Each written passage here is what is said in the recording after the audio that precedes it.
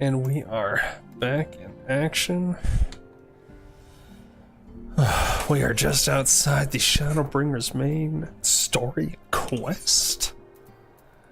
But also we've gotten word from a good lad who was here last stream that we should probably do the alliance raids for Heavensward and Stormblood before continuing.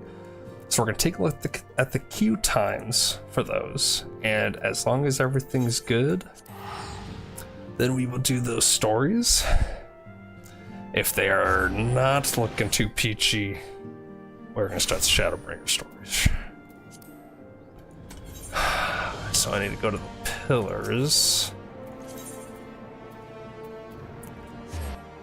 And it's a merchant or trader who has it. So one of those guys, I assume. Let's go over here, maybe.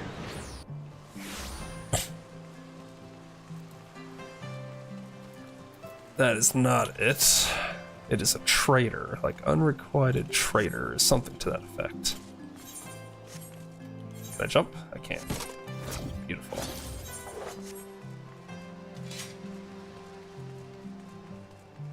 This guy. Okay.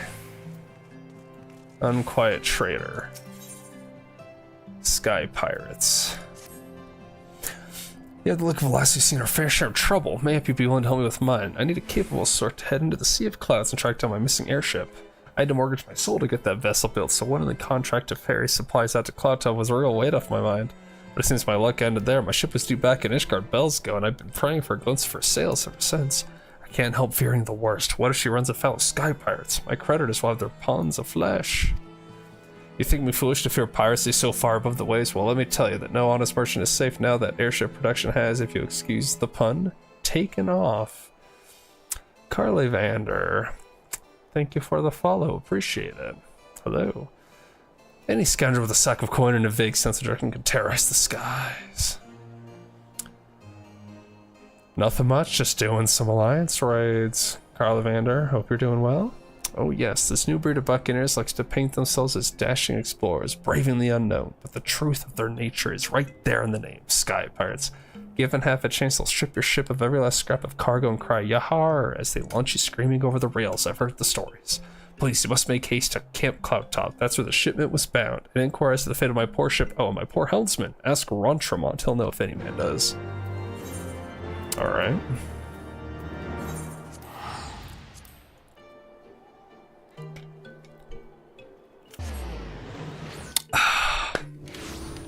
Okay.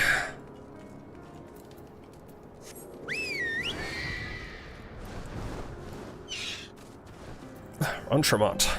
A supply airship has gone missing, you say? Well, it's certainly explain why our provisions are so late in arriving. I did in fact spy a vessel charting an erratic course northwards a short while ago, but as it seemed disinclined to make port here, I paid it little mind. Not the most compelling piece of evidence, I grant you, but I have witnessed naught else of interest. I suggest you investigate the landsmouth to the north. Rest assured, I will send word if I spy any other sign of your errant supply ship. Okay. We fly. Not being able to fly here would be quite awful.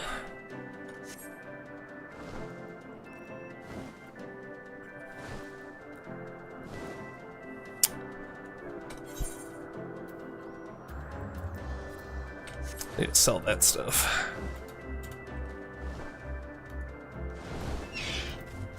I could probably choke up the saddlebag. This stuff? Or this stuff.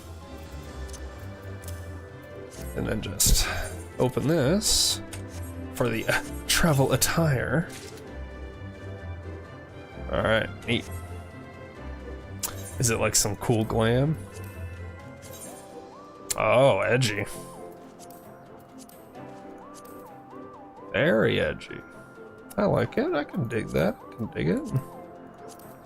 Pants. Okay, okay. I can dig it.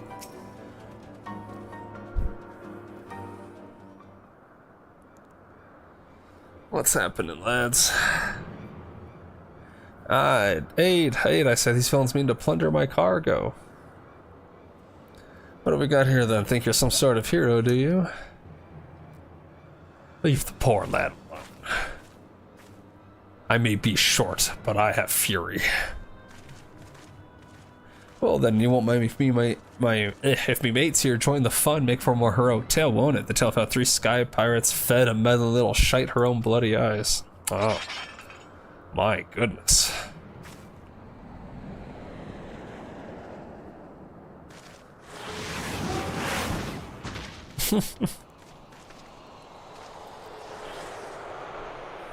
What the? Oh gods, I know that ship. It's the Red Baron.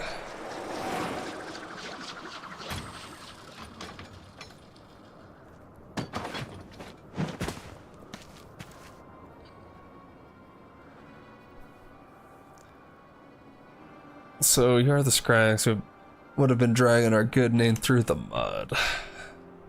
You're a Red Bill Leofard. Red Bill Leofard. Alright, Red Bill. We ain't done not to you or yours. What do you want with us?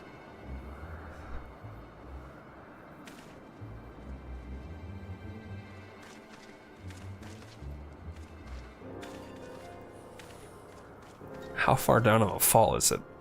I think I made me position pretty clear. You take on the mantle of Sky Pirate, you agree to a certain code of conduct. No, cat, not up there.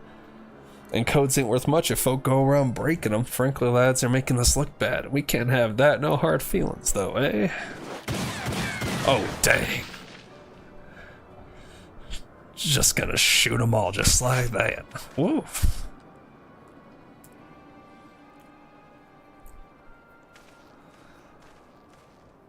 Oh, thank you, Mr. Leofard. Thank you. I'm certain my master will wish to repay you.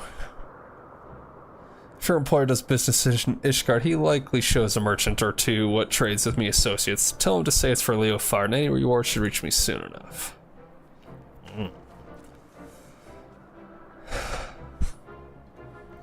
As for you, adventure, ta'n't often someone beats me to the scene, but then I'd expect not less from a hero such as yourself, Hermé.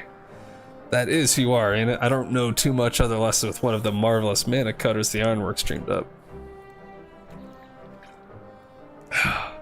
Well then, it seems you saved me the trouble of tracking you down. I'd been hoping to have a word with you see. Am I to become a sky pirate? I'll put it to you straight, I need someone to help out with a little venture I have in mind, someone used to taking a few risks. Now this wouldn't be no black-hearted brigand's work, so don't go worrying yourself on that account. Unlike them thieving curs just now, I don't hold with rob and honest folk. For me, you see, the Sky Pirate's life is all about freedom. The freedom to go where you will, to find out what lies beyond the next cloud. If you're interested in joining us on an adventure worthy of the name, then look for me standard in the northern reaches of the Blue Window. Someone will be waiting there to greet you.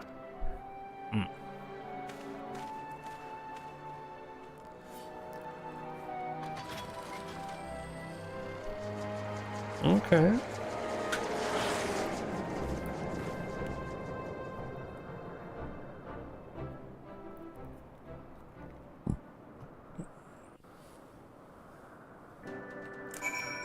Where are we going?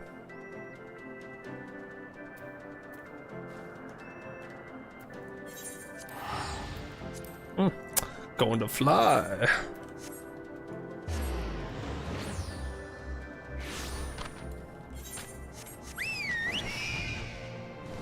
It would seem you have to unlock flying in order to do this quest, which I guess makes sense anyways.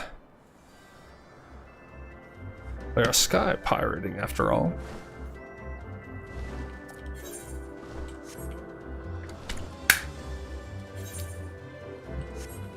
Where does this go?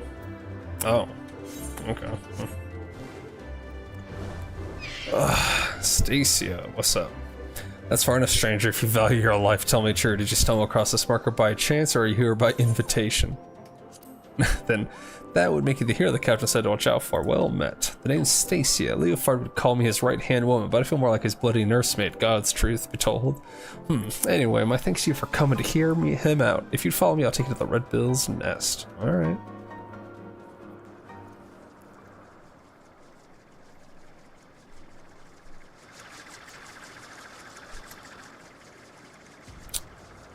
I'm in a majestic white mana cutter.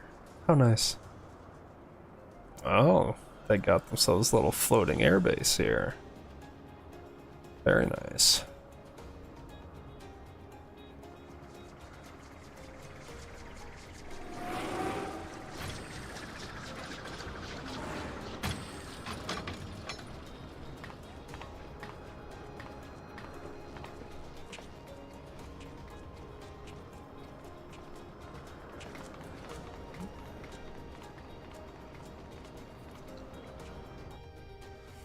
Alright.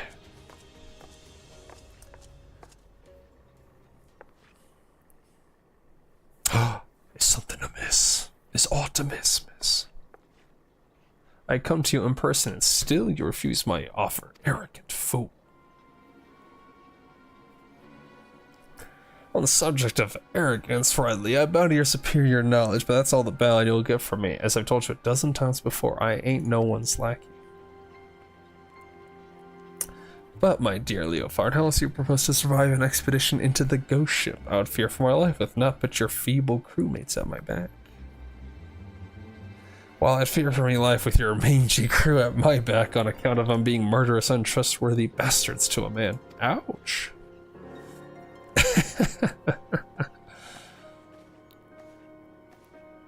What's up with this chair? I thought you cleverer than this, Red Bill, but no matter, I always get what I want in the end. It's merely a question of method. His chair was totally bugging out. Oh yeah, there's like some weird graphic stuff going on there. Now this face I've not seen before. You don't have the look of one of Leofard's little birds. Nah, I'm a big deal. She's a guest. You understand the concept, don't you? You know, when someone is invited instead of just bursting through the door whenever she damn well pleases. I do burst through some doors, though, to be fair. That was Redley, captain of the town. She knows Leofard's the best sky pirate alive, and the fact he won't join her sticks in her caw. Are you gonna let them talk to you like that, Captain? We should teach them Red Bill some respect. Patience. When all this is over, we shall see who rules the skies. Yeah, bro, you're gonna teach me some respect.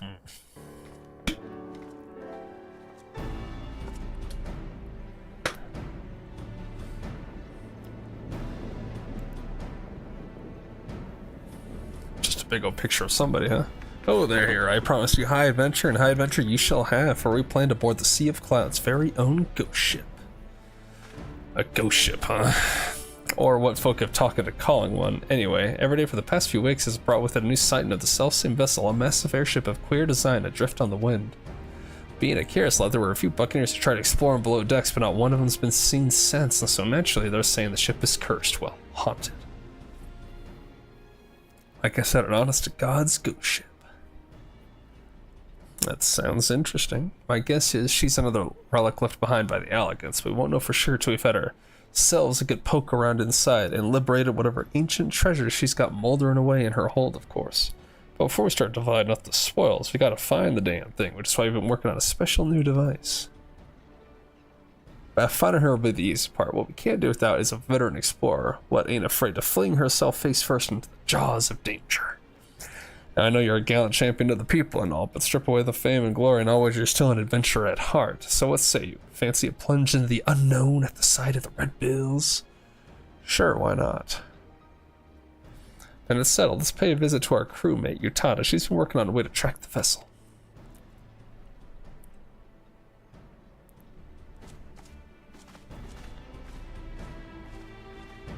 Okay.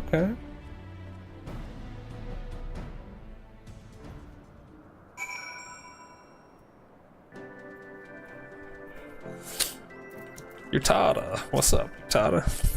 Greetings, the name's Utada. I suppose you call me the Red Bill's chief of engineering, smithing, carpentry, magitech. If it's part of an airship, I can fix it. Whew, just don't expect to see me waving a cutlass and swinging it over the rails. If there's fighting to be done, well, that's what we have you for.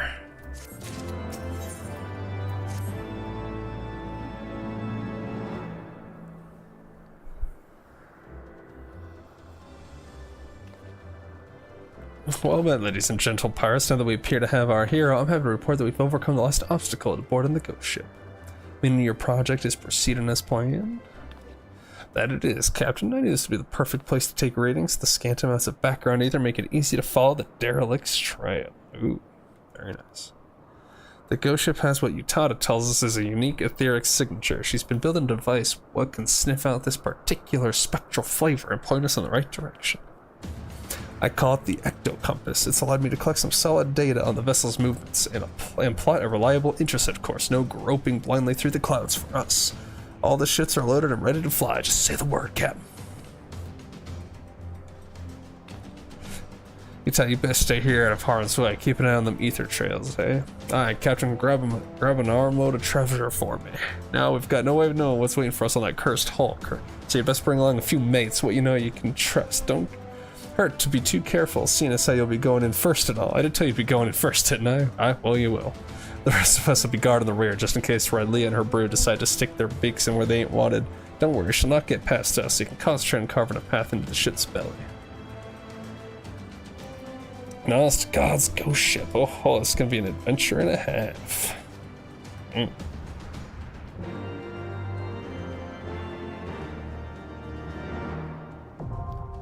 The Void Ark, huh? Okay.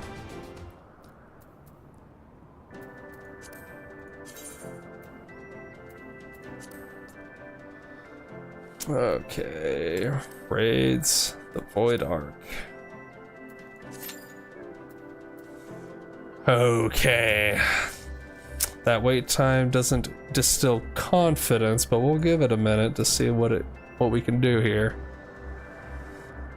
In the meantime, we can see what the deal with this Void Ark is.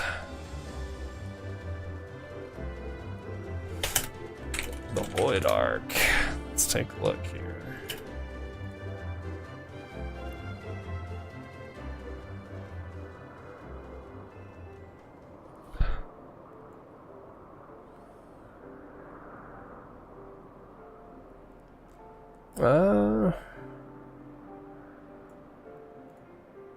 Alright, does this work?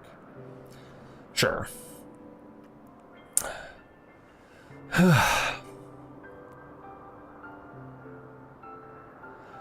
Okay, first boss. Ads have a line AoE you can reduce by walking towards it.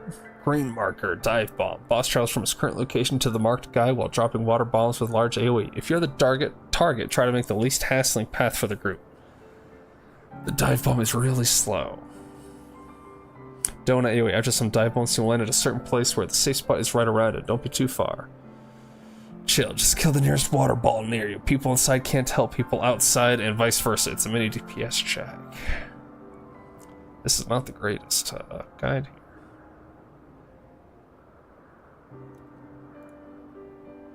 here. Let's see.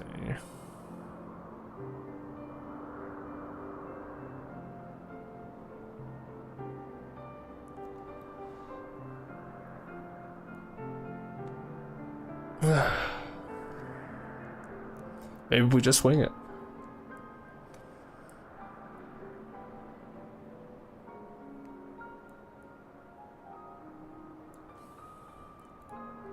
Might need to shoot. Shoot.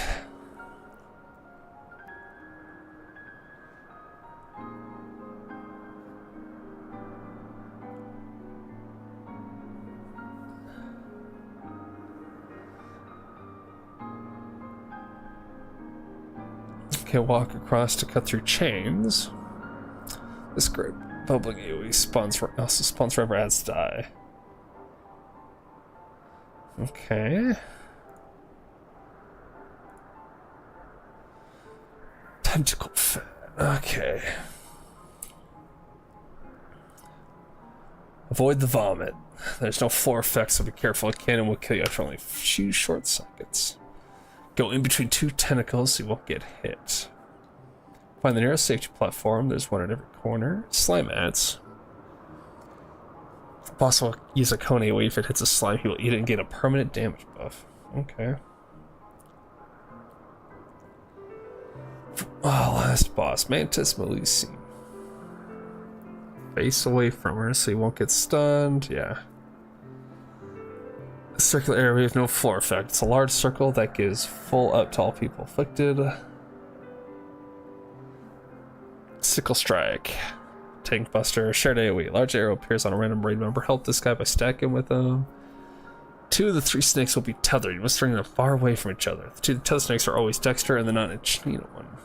Okay. Well, that definitely wasn't the greatest guide or explanation of things, but, well, it is what it is, I guess.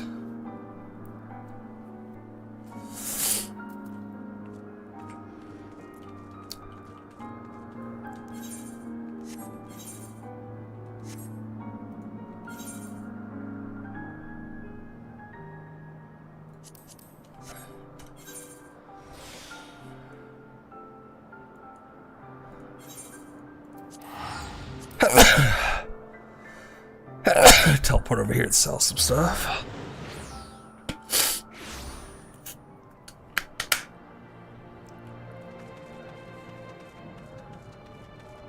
Okay.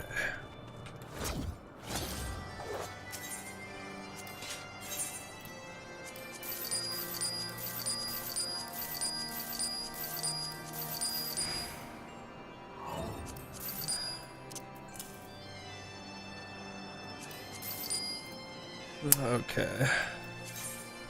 Well, that's done. Sell that.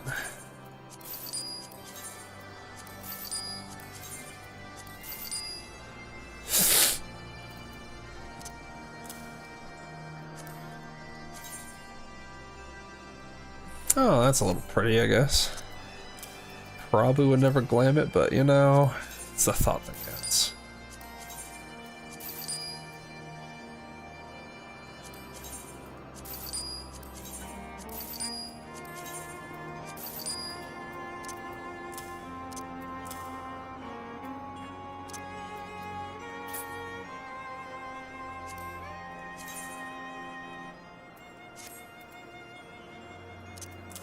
We'll keep that.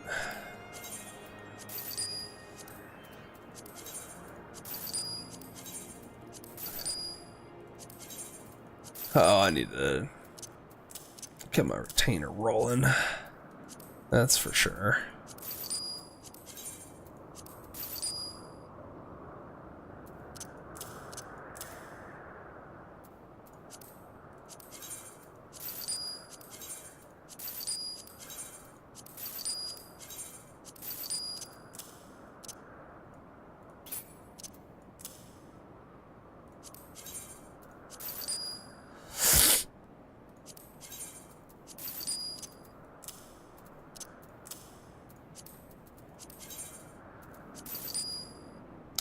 Okay.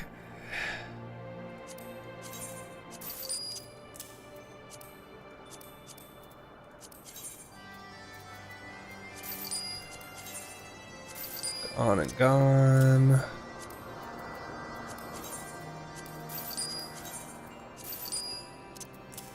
All right. Okay, that works for now.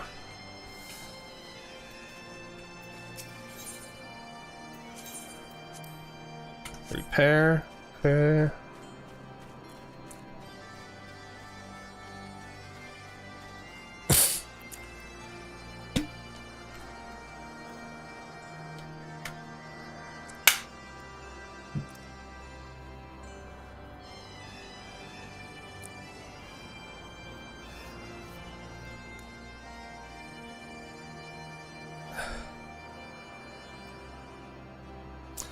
Depending on how long this queue takes,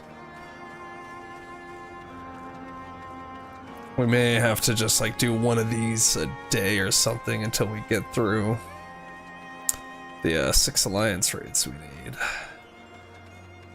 Because I don't want to be sitting in queue for like a good chunk of the night. That would not be fun. So hopefully we can at least do this one, and then we'll start the Shadowbringers story, and then just every day do some more of the alliance raids. Something like that anyways.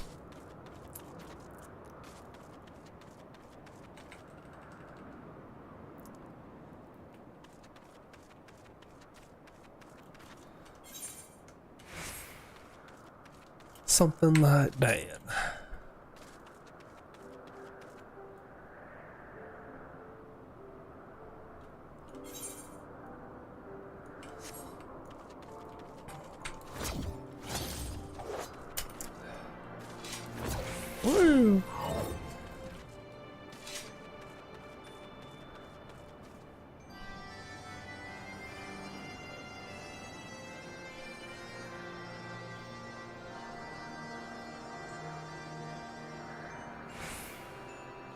Wait, I'm curious, actually. Can I go through LOS back to the portal?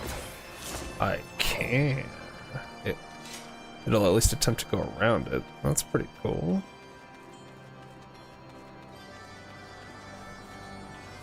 That is pretty cool.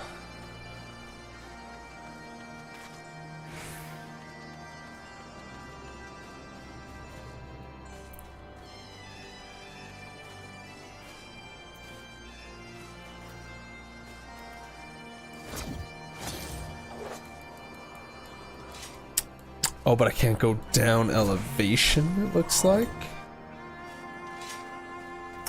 Okay, so what if I portal up from down? Is it just stairs in general? I just cannot portal back to it? I can't, okay. Interesting. But yeah, if this first queue is taking over 10 minutes, that's what we're gonna have to do, for sure. For sure.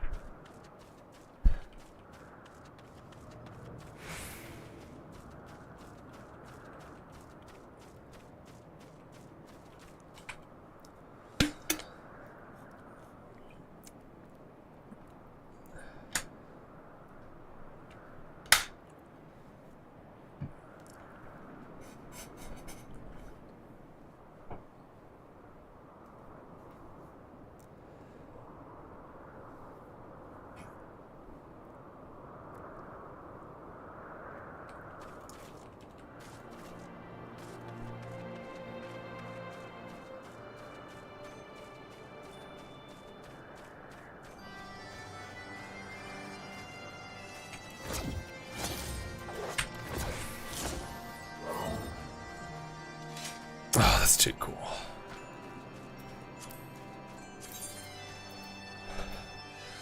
Man, we got some stuff that seems pretty cool coming. Gluttony. Enshroud.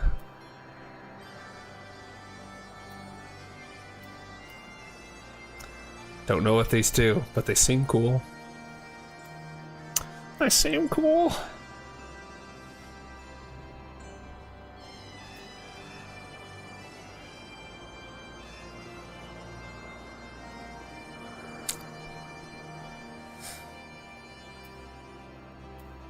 The Moor Scythe.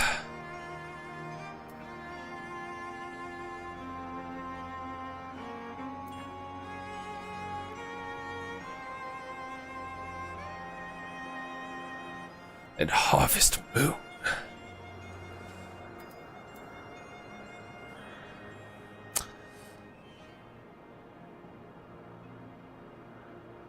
Just a big old frickin' attack on Communio as well. Alright, how long do we give this before we give up? Maybe 20-minute mark is good. It's 8 more minutes, which kind of sucks, but at least we will have given it a fair shake. Double past what the average wait time is right now. Which I think is reasonable. To see if we can actually start this Alliance Raid shenanigans.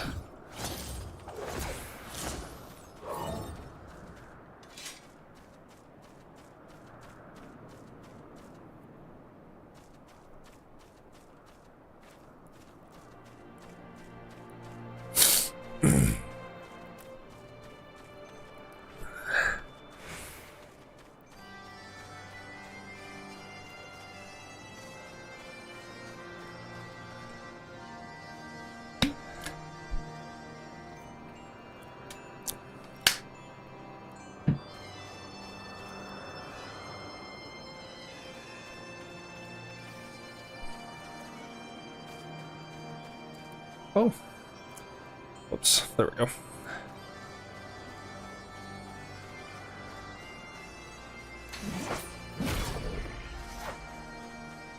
Oh.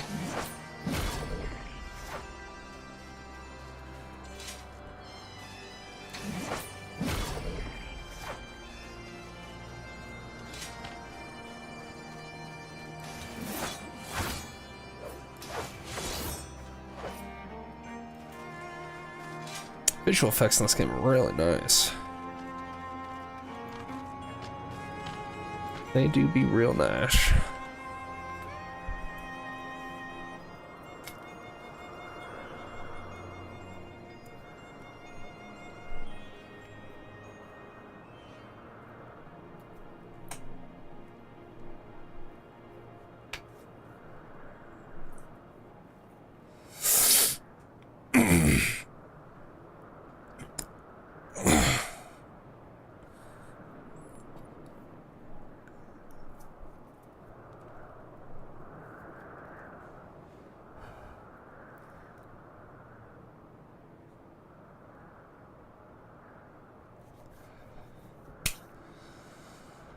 Oh, golly Wally. What do we got here? Eastern bow. Very nice. Greetings. Victory. Is this our victory pose? Oh, it is.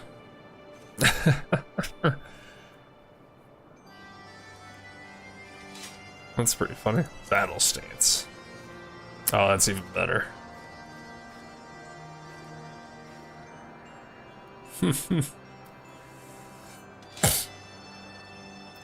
Water flip. Oh, that's in water. Duh.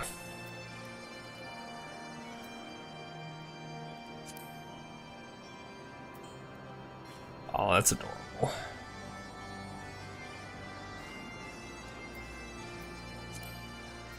Box.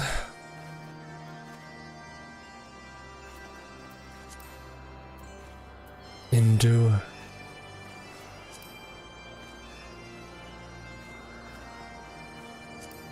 It's got a lot of these though.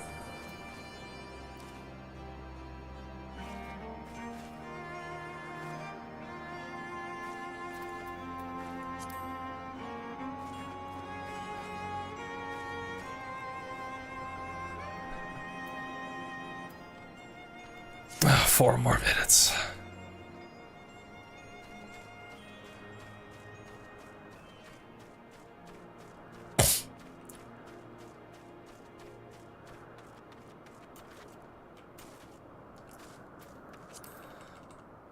Let's take a look here. I think the next class we try will be Summoner. And I know you have to level one of these to unlock it. Don't remember exactly which, though.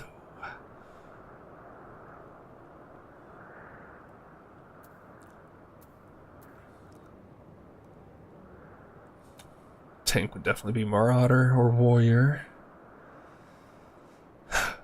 Not 100% about Healer, but maybe Sage. But we might go the White Mage route.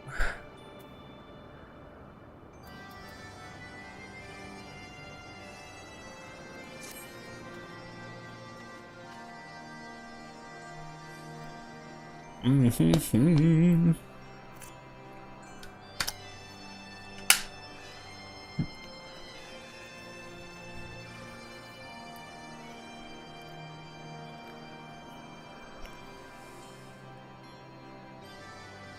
Man, you would think these keys would be better with the daily, but I guess it's just because of the time I play. That's rough.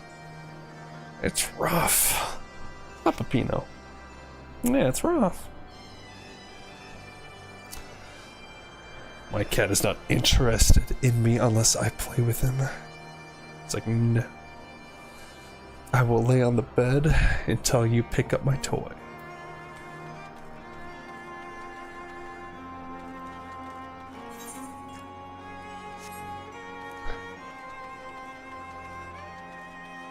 Oh, lordy Lou.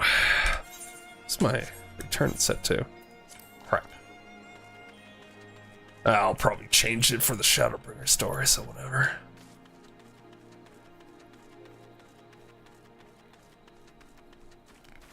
Change it to somewhere.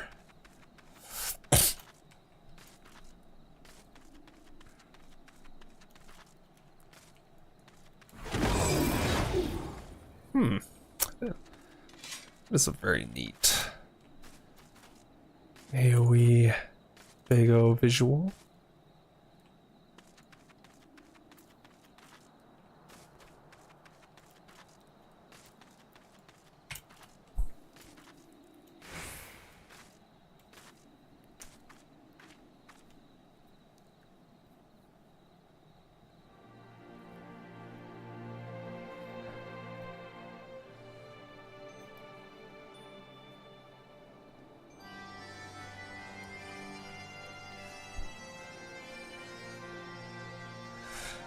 Oh, I got less than a minute. Oh no.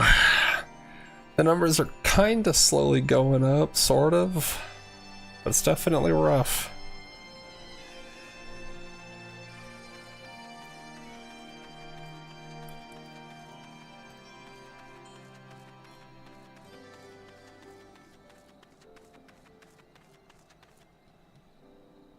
Oh man. It's not even gonna let me do one, is it?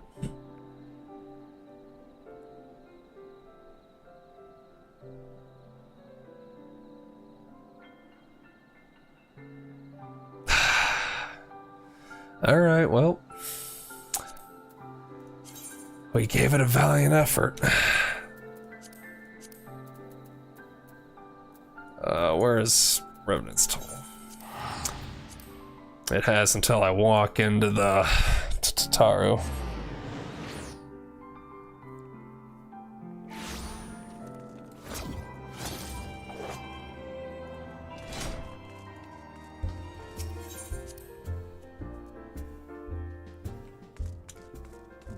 Well,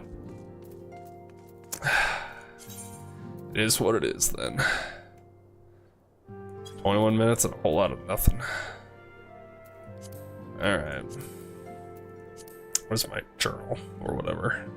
I have no idea. Here it is. There we go. Just don't want to see it. Alright. This should start the Shadowbringers MSQ. Let's go.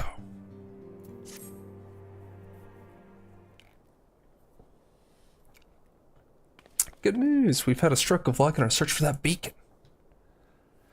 Apparently our colleagues have stumbled across a hidden path leading down into the hollows around the base of the Crystal Tower. A path I doubt we'd ever have found had the Ironworks and the Suns not added their numbers to the party. Thanks to them, we have eager eyes on plenty down there, checking under a rock and peering into every nook and cranny. Still, it sounds like there's a lot of ground to cover.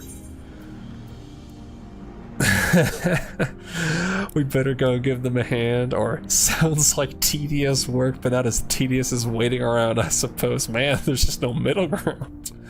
Let's go give them a hand. My thoughts exactly. The sooner we find this beacon, the sooner you can travel to wherever it is this mysterious voice is coming from. And the sooner we can work out how to help our friends, we have to find a way to wake them up, and before the Empire comes calling again, meaning we have no time to lose. There's a boat in North Silverton waiting to ferry people to the site, so let's be on our way. Alright. Ooh. A new quest accepted sound. Alright. I like it.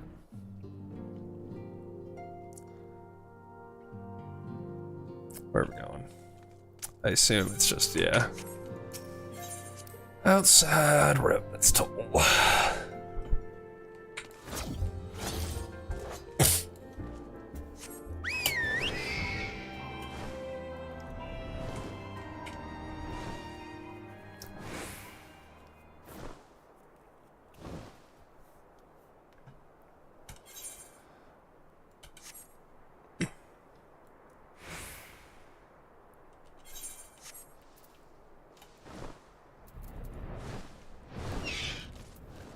Alright. Heading to the survey site, madam. It's on the eastern shore of the lake, and the swiftest way to get there is by boat. Alright, let's go. Ah, what a nice melody.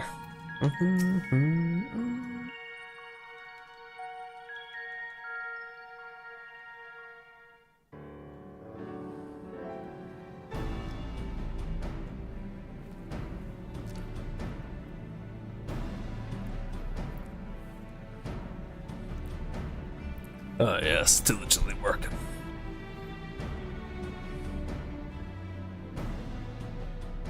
Look how many people there are. Should we get to it then? Pick up anything that seems the least bit device-like, and we'll make ourselves a pile. We'll make ourselves a pile. All right. Well, if it isn't the hero of the hour, maybe you'll change our look. We've found bugger all without you. Biggs! Wedge! Aww. Well, it's just such a cutie. Aye, aye. Well, we could hardly say no to a call for aid from the Scions. Jesse collared the chief for some other business. So we'll be working twice as hard to make up for his not being here. Thrice as hard, even. Twice as hard, Thank you, even. both of you. I'm sure we'll find that beacon in no time. No time. All right.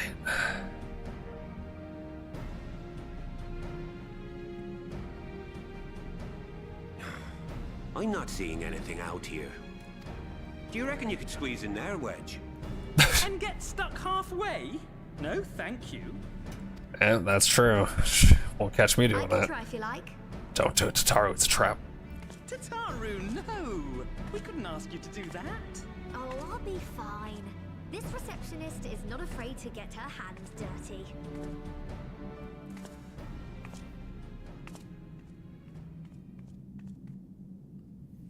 Should we find something?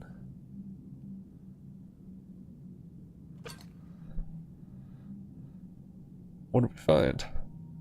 Sorry, I meant to say, the scholars haven't finished their preliminary assessment of the site yet, so we're not supposed to venture too far in.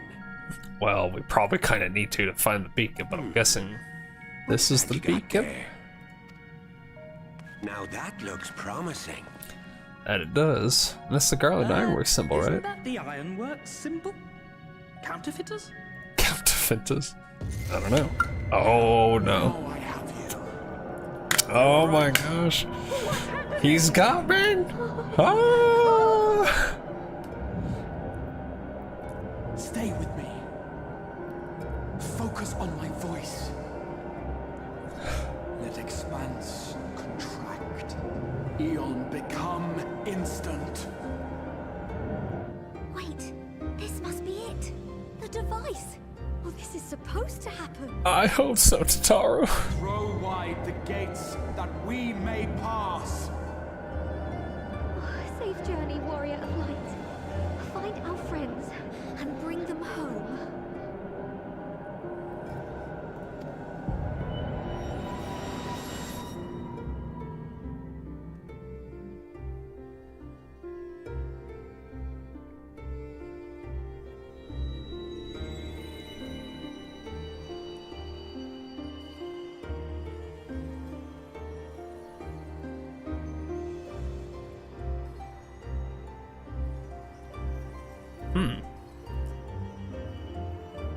Quite the expansive space.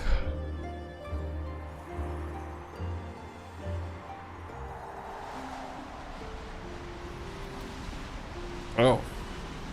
I'm flying.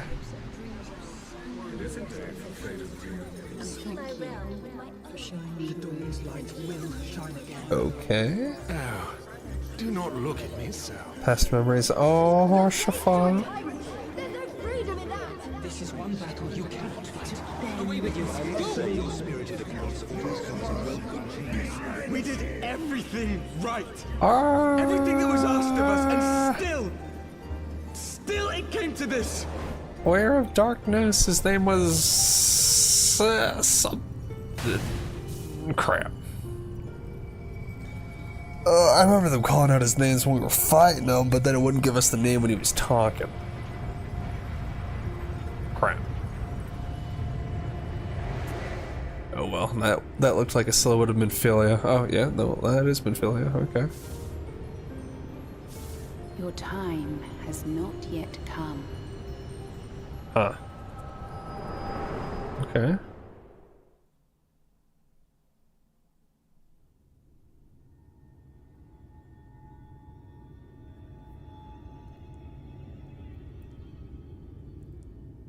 Jeez Louise.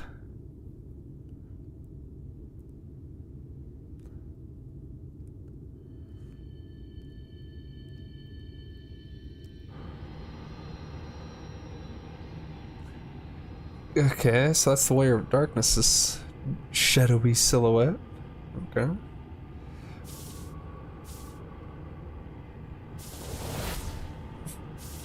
And they were from the first, right? So we're going to their world?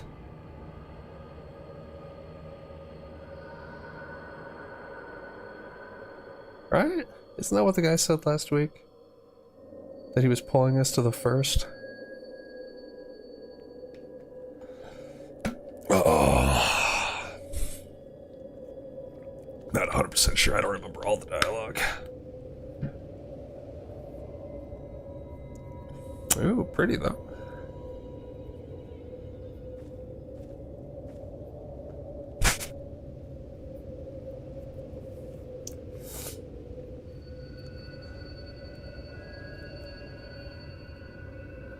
WTF, mate? Where are we? From endless dreams I awake.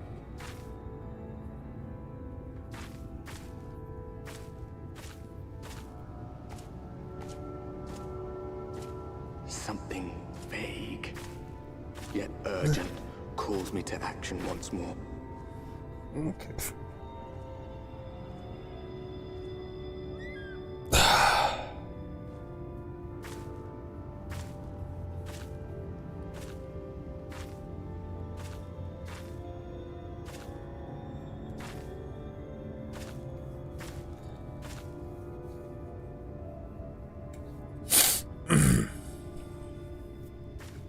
Hey, a little traveler with his chocobo steed. Reminds me a bit of the guy from the beginning of the game. That carriage guy. It looks just like the carriage guy. How does that work? Is this like a double? Rare to meet someone out here who's not a peddler themselves. What brings you into Brenda the wilds Ty this time of 50. night? Hello. Thank you for the follow.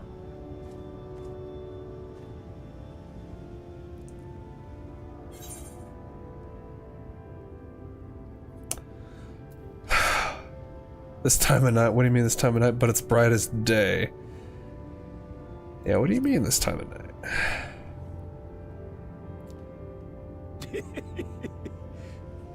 Well, if it ain't the oldest joke in the book. Me granddad, God rest his soul, used to tell that one to the barman at kicking out time. Huh? Your granddad, huh?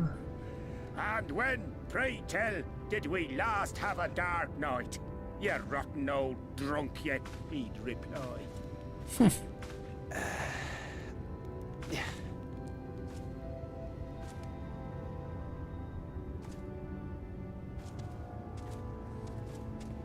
Over 100 bleeding years ago, that's when. Huh, so it doesn't get dark here.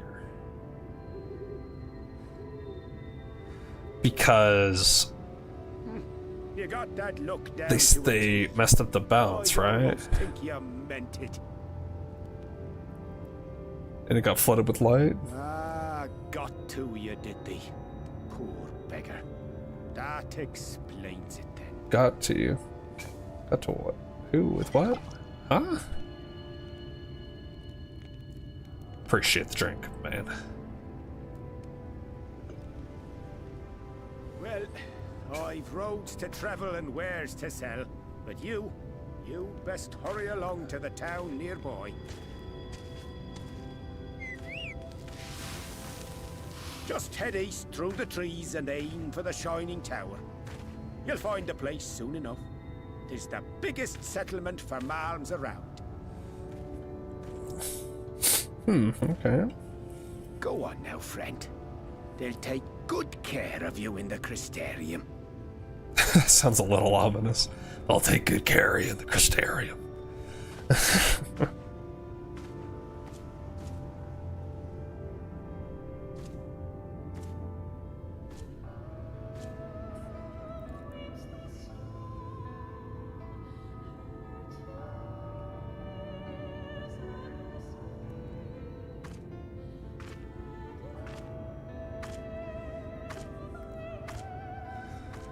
Dizzying heights it rises, the gleaming spire.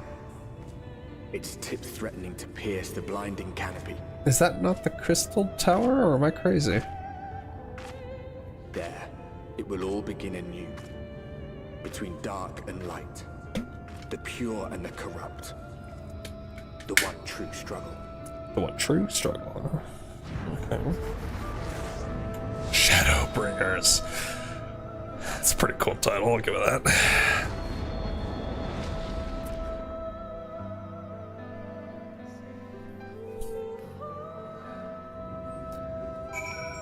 Okay. Can we summon our chocobo here? And we can't mount? What the heck?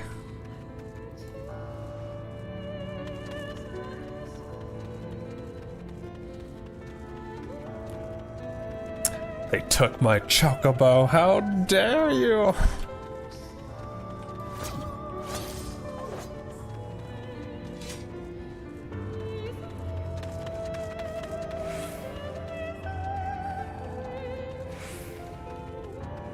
The Ascensor Gate, huh?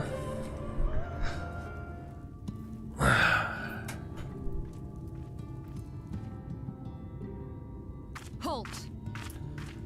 In the name of the Lord. What's up? What's up, bunny woman? Every face in this city I know. Yours, I do not. Well, sorry. I'm kinda new. This is the threshold of the Crystarium, stranger, and I am its gatekeeper. If you would enter, you will answer my questions. Oh boy. From where do you hail? Oh, that's a complicated question.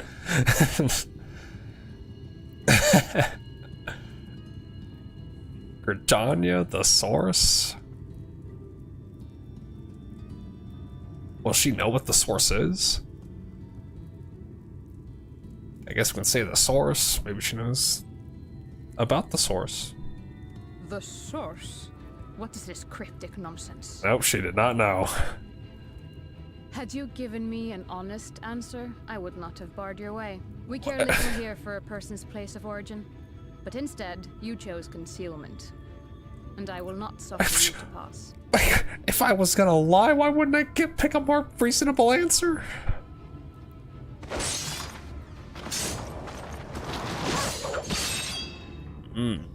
What is that? A pure white bat.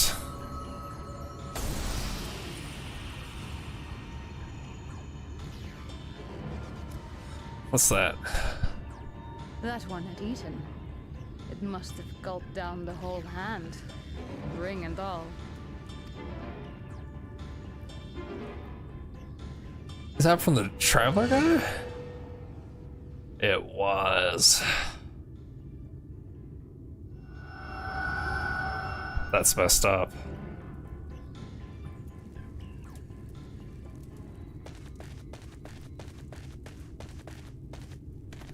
Everything all right, Captain? We got Mr. Sandals over here.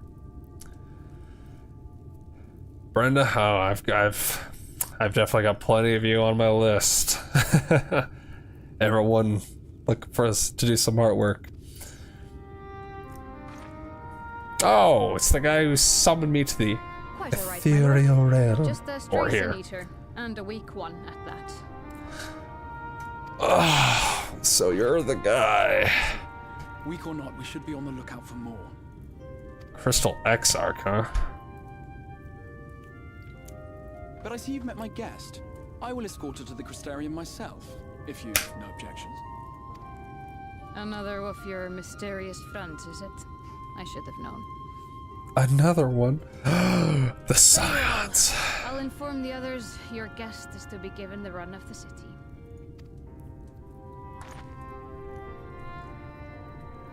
Pray forgive my less than cordial welcome. May the rest of your stay with us be a pleasant one. Well, you know, all's well that ends well.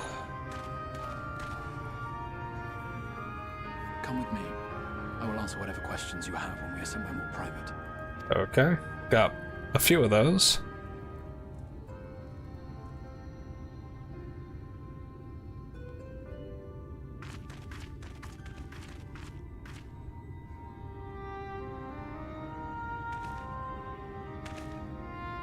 Right then, before we plunge into the wheres and wherefores, let me first thank you for answering my summons. Well, you know, I picked up a device, teleported here. Definitely, I had Quite intended the to work. bring you directly to my personal quarters, but I fear my aim was slightly off. That you're still able to make the crossing unharmed is a great relief. Yeah, that is a good thing. Thanks. And so, we come to the question of where. The realm in which you now find yourself belongs to one of the 13 reflections, or shards. The first, to be precise, even if its inhabitants are largely oblivious to the fact. As to wherefore, having been awarded the rather grandiose title of Crystal Exarch, I, in my capacity as caretaker of the Crystarium, thought to seek the aid of you and your companions. Okay.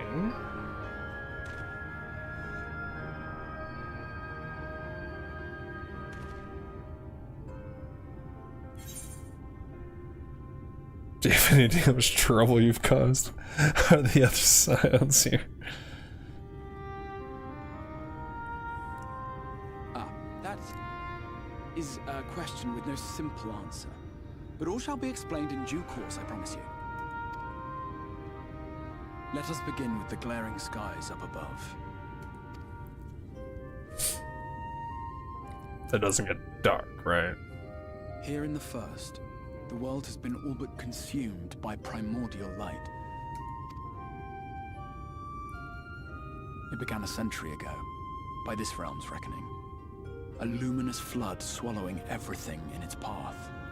More than 9/10 of this star was lost. Jeez. 90%. Holy crap. And the fortunate few who survived are hounded by abominations born of that catastrophe even now. Sin Eaters, we call them. The creature you saw earlier was one such monstrosity. Sin Eaters. Okay, it's a bit dramatic, but alright, alright.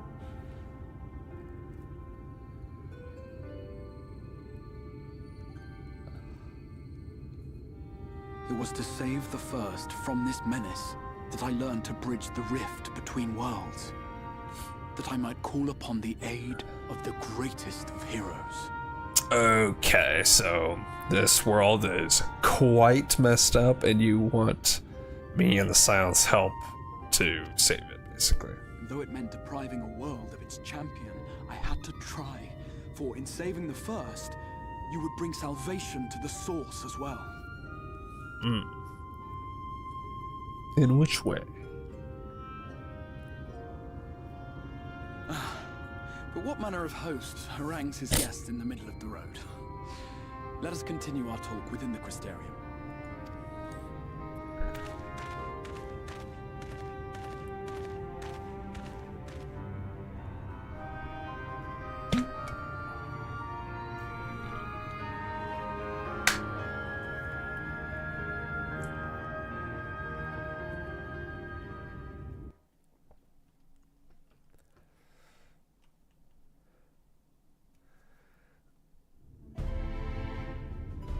An impressive bridge.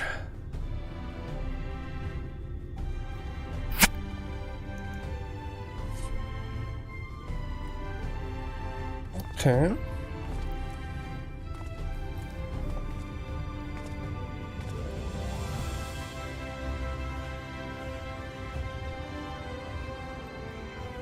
Oh, nice looking place. Proud and vibrant city. The sole sanctuary for the living in a world all but resigned to oblivion. Each stone was laid with hope. The town itself a symbol, a monument to defiance in the face of death. Ooh. No would-be hero could fail to answer its call. For who among us does not yearn for salvation?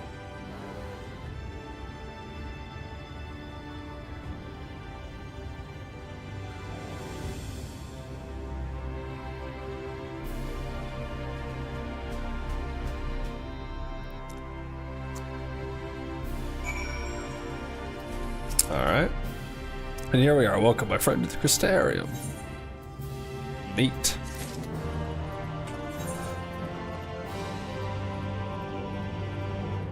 I'm guessing that this will not work for... It did. Huh. I don't even know if it would be an upgrade. I don't compare. Oh. Oh, they're the same one. Well, that's unfortunate. Oh well.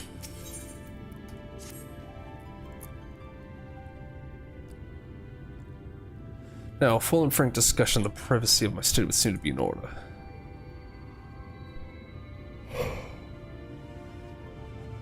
But I think our conversation would be more meaningful were you first to gain a firmer grasp of the situation here. To that end, I would like you to visit a few of the Crystarian civic leaders and glean something of this world and its predicament.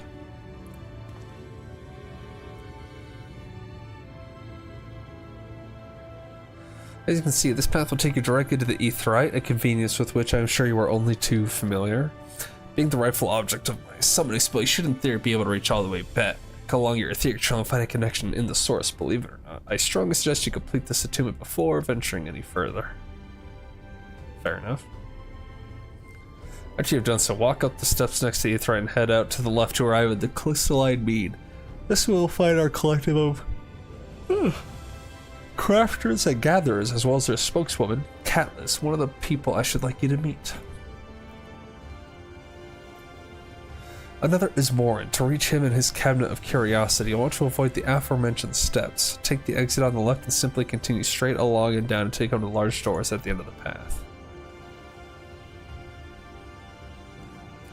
Third and final person I should like you to meet is Braggy, our man in charge of trade and distribution. He's to be found in the market, so which you can access from the opposite side of the Aetheryte Plaza. Okay.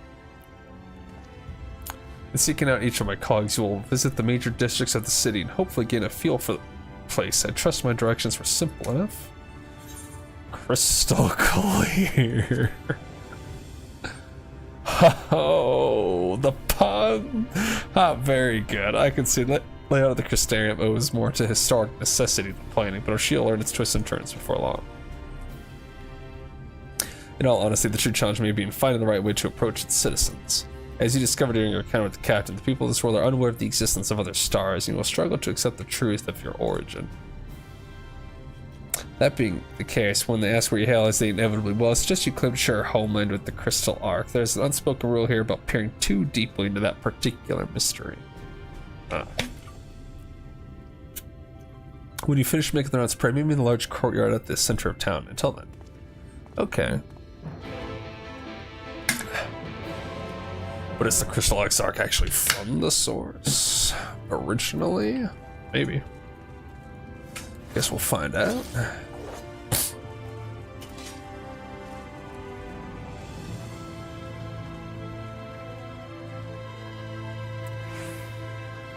Alright. Attuning.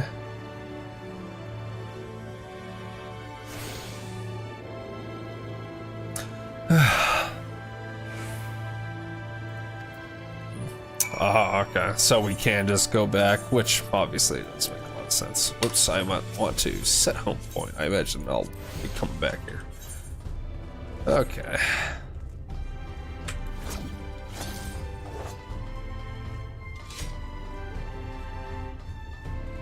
I'm a coming.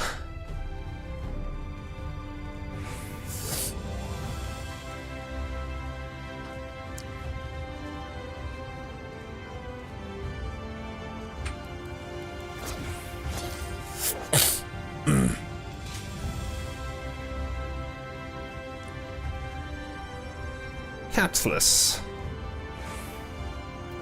What's up?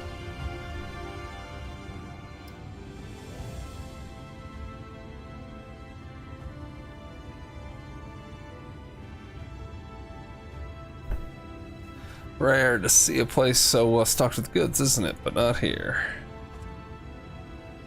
I'm going to guess you're new to our fair city. Correct. Well, for what it's worth, we've chosen a fine sanctuary. The Exarch can throw up a bear if the seniors come knocking, so it's a damn sight safer in here than it is out there. Safer, more civilized, too. Thanks to us in the main, we work together to procure materials and resources and craft the goods which make city life possible. This is the place to visit if you need a coat mended or a kettle forged. Alright. Just don't go thinking it'll be handed to you on a plate like most Elmoran layabouts here in the Crystarium. We work for a living. Yo, Morin, who the heck are those? Though I see you're no stranger to honest labor, you don't have that whiff of indolence about you like some folk I've met. Still, I can't quite pin down your profession. Where is it you're from? Oh, you know. Same place as the Crystal Exarch. One of the Exarch's countrymen, you say? I see. Well, then I'll work twice as hard to make you feel welcome. Our city wouldn't even exist if it weren't for him, and any friend of his is a friend of ours. Well, that's nice. He's got a good reputation then. It's really quite incredible when you think about it. They say his grand magic summoned the Crystal Tower into existence, pulled the entire thing out of thin air. Okay, so that definitely is the Crystal Tower. So, okay, but how does that make sense, huh? It wasn't long before droves of refugees began congregating around its base, desperate for shelter after losing their homes to the flood. Yeah, that's how the Crystarium began. At the Exarch's invitation, buildings started going up, and with the help of some curious relics brought forth from the tower, the place gradually expanded into the thriving metropolis you see today. The city stood here for decades now, yet the eldest among us swear the Exarch looked exactly the same as he did back then. He is indeed a man of many mysteries, but for all his secrecy, he has never let us down. So he's really old? Like, immortal in some way, huh? So if he and you wish to remain silent about your shared homeland, then the folk here will respect your wish for privacy. I am, however, more than a little curious to see any crafting talent you might be hiding. If you've ought to contribute on that front, be sure to come back and visit once you've had a chance to settle in. Just ask for Callus and I'll find you a niche here in the Crystalline Meat. You can help us keep the cogs of the city greased and turning. Yeah. I haven't exactly taken up the crafting life as of yet. But maybe someday. Let's attune to this. Okay. Can I just jump down? No.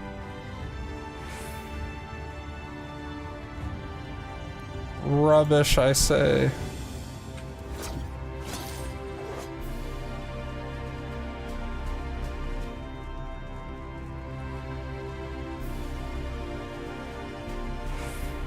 Wait, there's no fence here. Cool.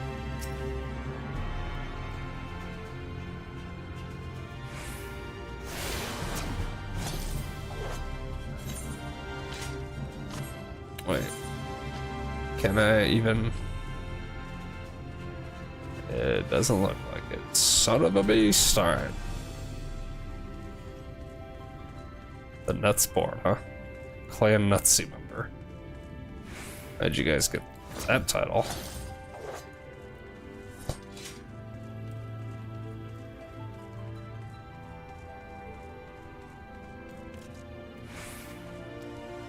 The Trivium. Nice little area, I like it. Dig it.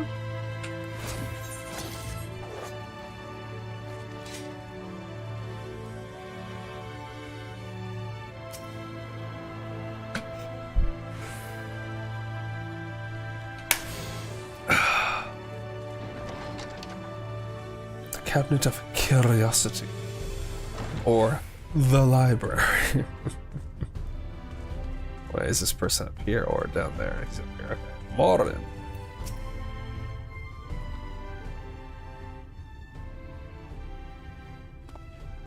Excuse me, miss. Are you recently come to the city, perchance? I'm quite familiar with our civic roles, you see, and well.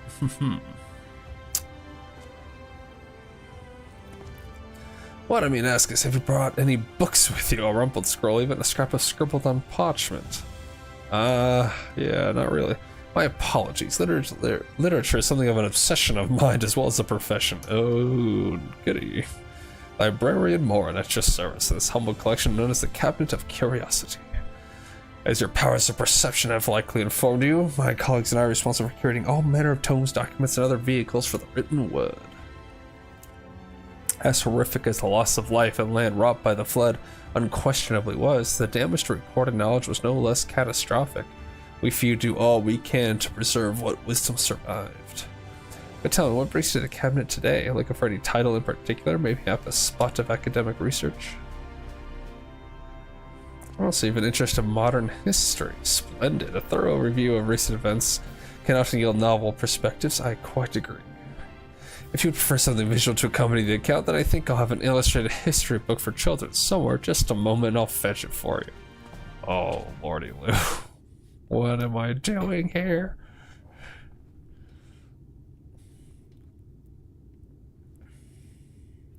And here we are. Would you like to pull up a chair and make yourself more comfortable? On with the lesson then. My lord, no. Run away.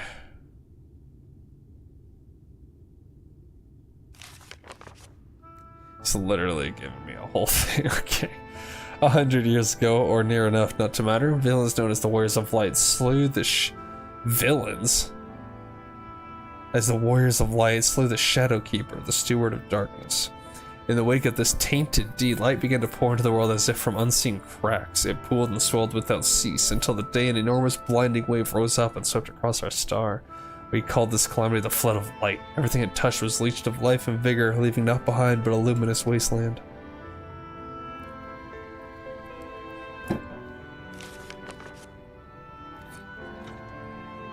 Is that Menphilia? Yeah, just when it seemed that all would be lost, a savior appeared before us. So Menphilia saved the place. The Oracle of Light, she stood twixt us and approaching doom, and by her power did she stay the flood. Thus was Norvrant, and Norvrant alone spared the fate of erasure.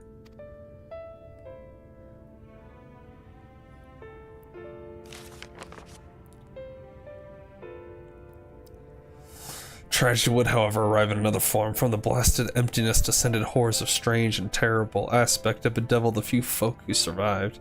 These sin eaters were light incarnate, and their fulgent presence stole the night from Norvrant's sky. Even now they circle the remaining bastions of civilization, ever on the hunt for us, ever hungering for our flesh. Oh, okay, at least it was cut pretty short. That's good.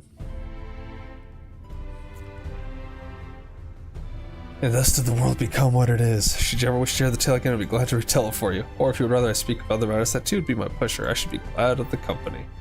Okay. Get me out of here.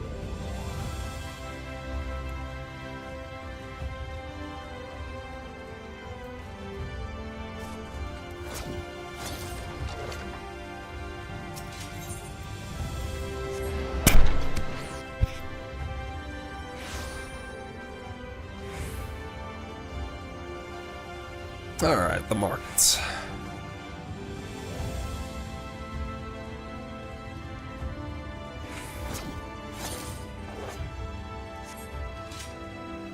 Give me that ether shard real quick.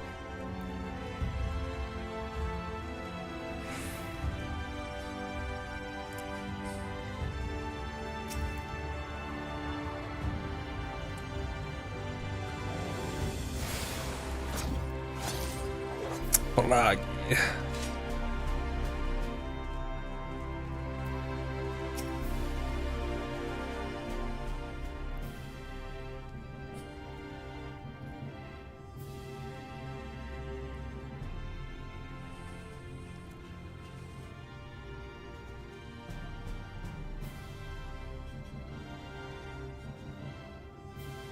New to the city, friend? The spinning head and wide eyes give you away? Welcome, my name is Brock, and I'm master of these markets. They gave the district another official title, but I'm not in the habit of using it, too florid by half. In any case, our merchants stock a range of equipment for drawns such as yourself, so finding yourself in your size shouldn't be a problem. I'm sorry, did you say drawn? Yeah, what the hell did you call me?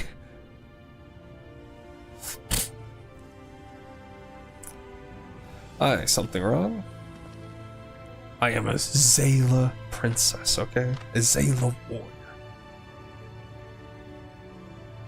Let's see if we can straighten this out. See those two in front of us? The shorter one is a Hume. The taller one is an elf.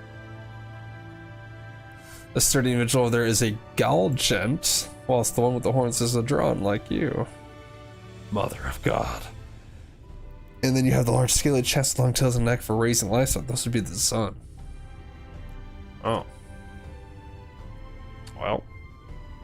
Which is apparently not the name you know them by. Now I'm curious to know which far-flung region you hail from. Ah, the sim was the Exarch, eh? Well, that explains it. You don't get much further flung than that. We've had a few of your lot pass through in recent years, and despite their obvious learning, they floundered over the simplest things. But not to worry, should you find yourself confused by the local language or customs, I'll be here to answer your questions. Well, that's nice. It's always good. Okay.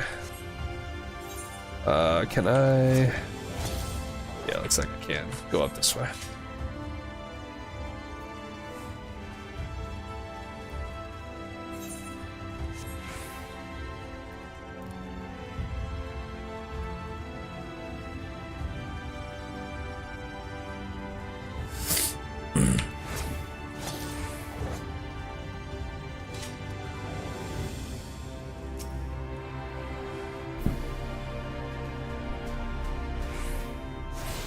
There we go. Okay. We've talked to them all. Well, how did you fare? Did my colleagues help you form a clearer picture of this world and its people? Well, sort of. Yes, it seems you were treated to a most thorough introduction. I understand it was something of a chore, but it was necessary that you grasp these things before we proceed. As for the Crystal Tower's origin, you may have noted that details were sparse. The structure is, in fact, the self-same one you know from the source, transported to the first in its entirety. It was my first attempt at breaching the boundaries between worlds, something of a trial run from your eventual crossing, and although I do not know which era I tore it from, I do know that its rivals served to set the wheels of fate in motion. Well, that's pretty freaking wild. Okay. Hey, level 76. And we got Gluttony. And all nearby it.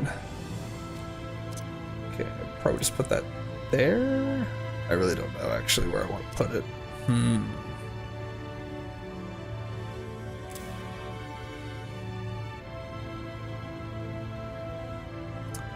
Put it there.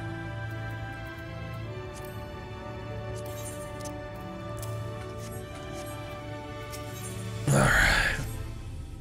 You've done as I requested and learned something of the world in which you find yourself. Now it's time I fulfilled my half of the bargain, explain why it's befalling your comrades.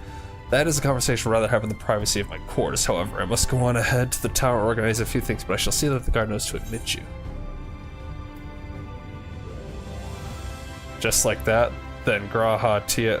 Okay, that's the name of the, yeah, that's the Makote, the cat guy who was with us for the Crystal Tower, who had a bit of an attitude, but kind of came around and stayed behind, blah, blah, blah, all that shenanigans. I am not familiar with that name. Is there something I should know? An extraordinary tale, but I'm afraid I found no such individual residing in the tower would have passed into my care. Mayhap we can revisit that mystery another time. For now, I think it best we focus on the present. Okay.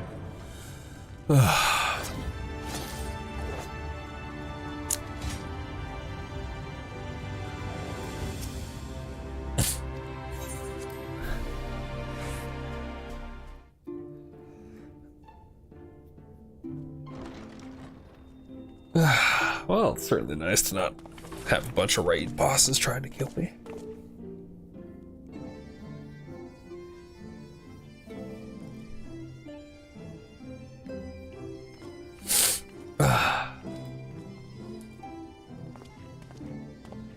Welcome to the Ocular, my private study. We can speak here without fear of being overheard. I have much to explain, but the truths which I must touch upon in doing so would cause only distress and confusion to the people of this world. Pray keep that in mind. Now, I am sure you are desperate to know the fate of your fellow scions. To put it simply, they are here in the first. Their arrival, however, was not as recent as you may imagine. Here, time flows at a different pace from that of the source.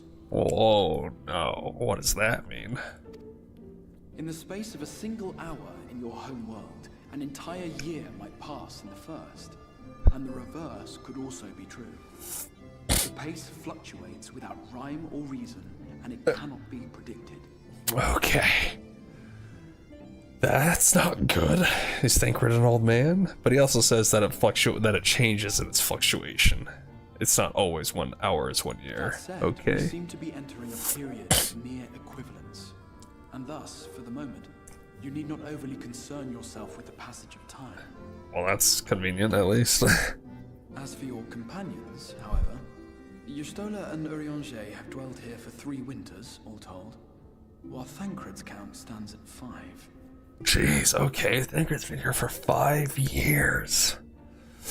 Ariane is still at 3 years. Holy crap. Even our more recent rivals, Alphino and Alize, have lived in the first for almost a year. A year. Holy crap.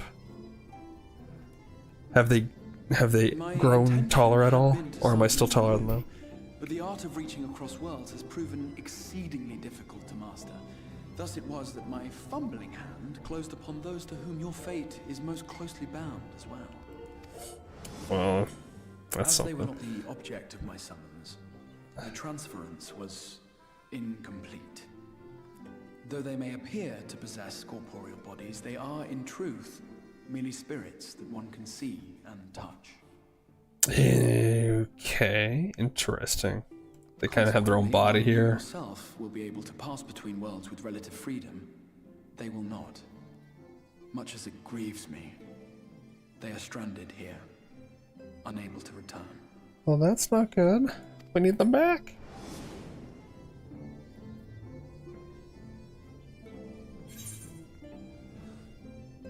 To find a way to send them back. What have they been doing all this time? I'm curious what they've been doing. We'll find a way to send them back. I'm sure we will. We spent every waking hour searching for a way to reverse the summoning. In the beginning, at least. As you may have surmised, however, our efforts met with little success. And then we all but abandoned the endeavor once Urianger shared with us the vision he had witnessed during his journey through the rift. Yeah, what was that? In that chaotic no man's land between realms, time and space warp and blend in unexpected ways. What Urianger saw was the future. That which would one day come to pass. Okay. In his vision of tomorrow, the first is rejoined with the source. A calamity.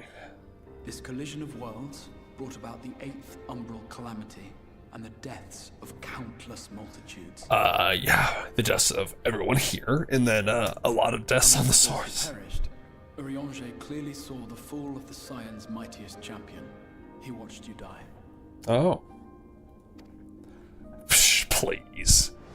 I'm pretty great at it. And thus did the Scions embrace their exile, and began searching this world for a means to forestall the coming catastrophe in yours.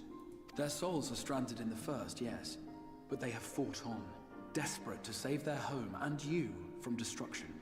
Oh, well, that's sweet of them. Nor have their efforts been in vain, for it was they who finally established that the elimination of the Sin Eaters will indeed serve to prevent the calamity. Good old Sin Eaters, huh? Considering these circumstances of our meeting, you would be forgiven for doubting my version of events. And so, before all else, I would suggest you track down your comrades and hear the tale from their lips. Okay. I shall of course be happy to assist in these reunions, and you need not make any decisions regarding your involvement until you are certain of where you stand. Meanwhile, I promise I will not rest until I have found a way to help your friends return home. Good, good. We do need them home.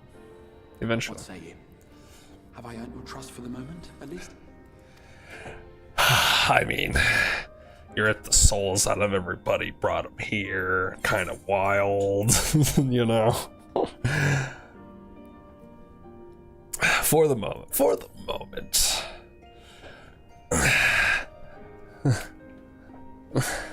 Excellent. You will not regret this. With that settled, we shall have to see about getting you ready for the road. Traveling across the rift has no doubt left you weary. I will arrange for a room where you might rest in comfort. While it's being prepared, perhaps I can show you around. Sure, why not?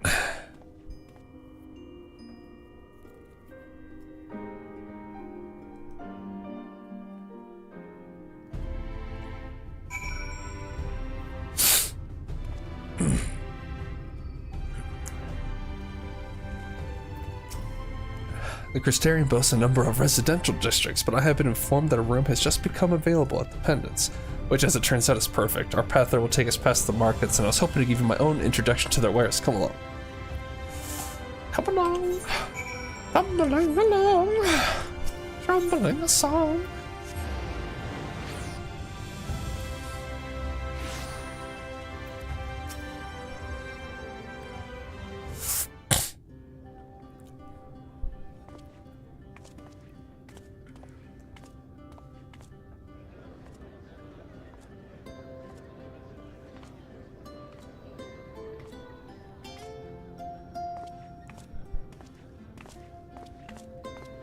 This is the Musica Universalis, the commercial heart of the Crystarium. What you might need to prepare for your journeys can be purchased here. Mm-hmm.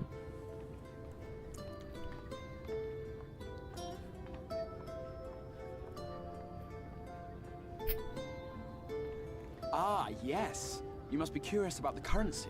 Fear not. The gil you carry will serve you well enough. Each nation once minted its own coins. How about that? It was all a jumbled mess following the flood. After much debate, the local merchants eventually elected to revert to the old ways, wherein a coin's value was decided by the worth of its metal. As for a unit of measurement, we agreed upon the term gil, a word borrowed from coins uncovered within the Crystal Tower here. Okay. Traders peddled their wares across the land. So too did our usage of gil become common practice. That's pretty funny. From what your stola tells me, a standard coin from the source equates to exactly 1 gil here, or near enough not to matter. Our way of life has benefited greatly from the artifacts we recovered from the tower, some of which may be familiar to you. Such as... Ah, yes, those. Are those like phones or something?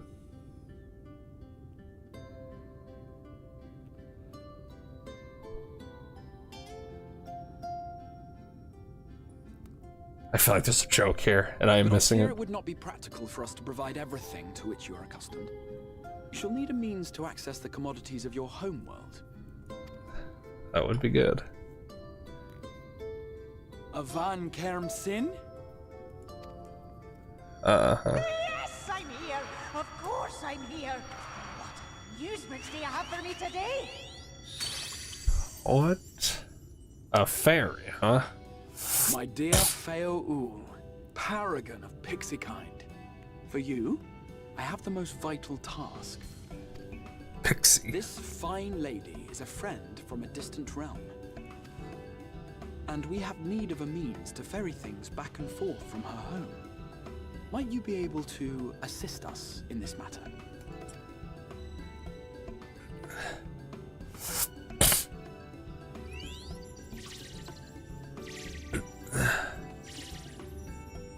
You came from beyond, didn't you? From beyond the rift? I came from somewhere. Wonderfully exciting. What a brave and reckless and marvelous thing you did. You've the heart of a pixie, you do.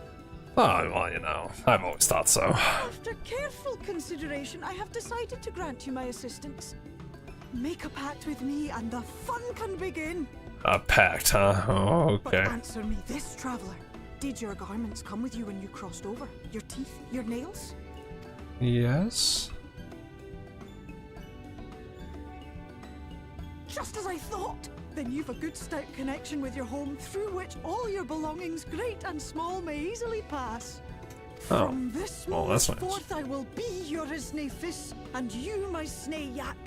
Like the branch which sprouts from the sapling, our bond will flow unbroken from one to the other. Well, that's good news. Raise your hand. Oh, boy.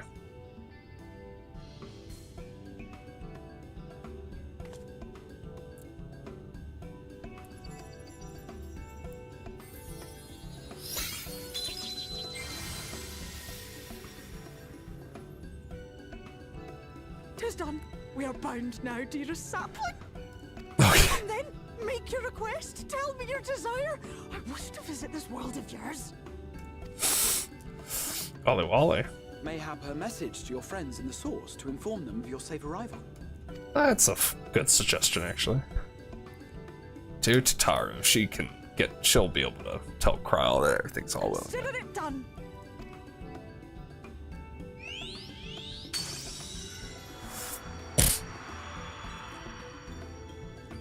As you heard, that was Feo Ul of the Pixies. Their kind possess an affinity for magic akin to that of arcane beings.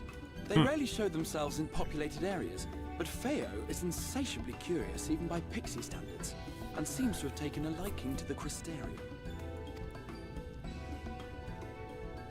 Right, we were going to organize a room for you, weren't we? Come along.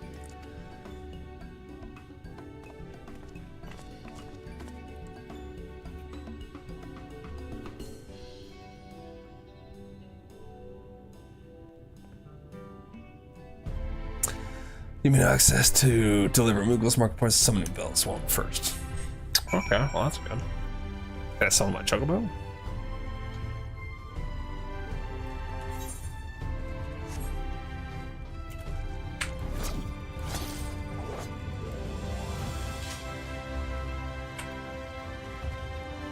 My chocobo?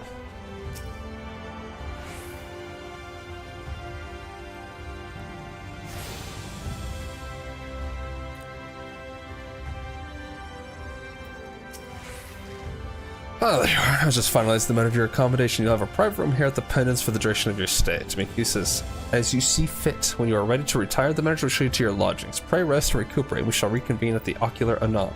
I believe that covers all of the practical concerns. Thank you for answering my call. We are denied the comforting blanket of night, but may peaceful dreams attend you nonetheless. Nice. Hey, what's up, manager? Let's check out our room. Oh, very spacious.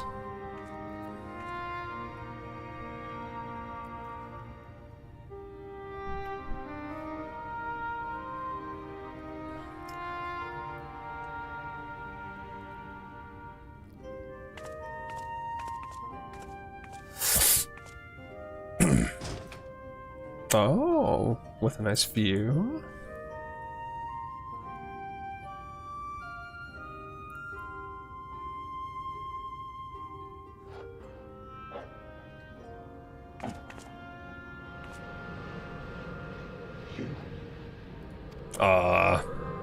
My warrior of darkness, homie, what's up? What are you doing here? I know you. You're the warrior of light from the source. Hey, what the hell are you doing here? How are you doing here? What is that shadow stuff? Warrior of darkness? What? Did you just... You can hear me? I can indeed hear you. Oh, gods, how long has it been?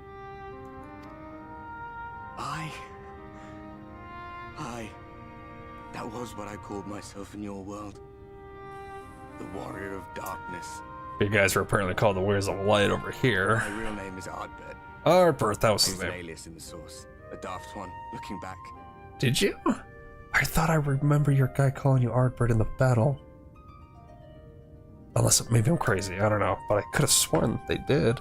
Just for a second. If you recall my tale, Like once or twice. it was my comrades and I who caused the flood. Yes. Maybe it was Ard something We else. thought our home doomed. And so we listened to the Asians. Let them guide us to the source. And try to hasten their goddamned ardor. I remember when we fell. Defeated by you and yours. I remember our audience with Minfilia. How she listened to our pleas and returned our souls to the first.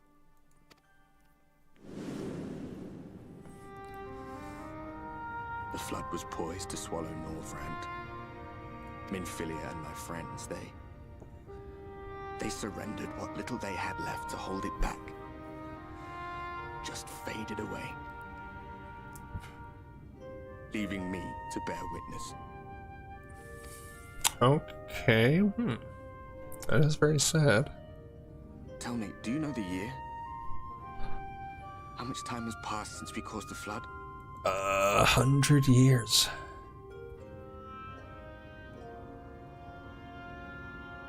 A 100 years. 100 long years.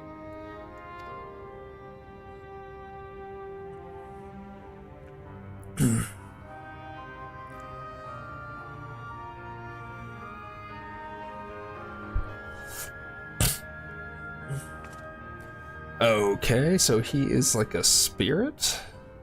My hands find no purchase. My gestures catch no eye, and my pleas, be they whispered or screamed, reach not a single ear. Shade, cursed to do naught but drift. And then I can see you. Huh, I wonder why that is.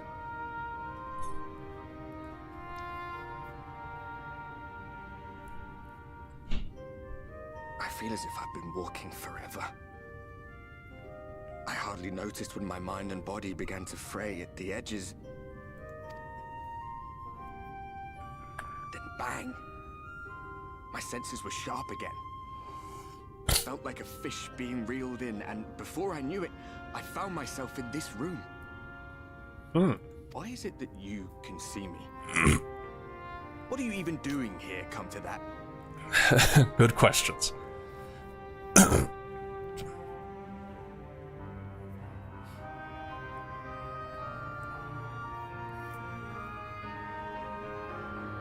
You were summoned to save the first. A waste of time. This world is beyond saving, like those who try to save it. Muddled as my mind may be, I've not forgotten that. Aww. But if fate has brought me to you, the one person in this God's forsaken world who can see and hear me, then perhaps there is a reason I endured. If I can find out why I was left behind, then maybe I can bring this journey of mine to an end.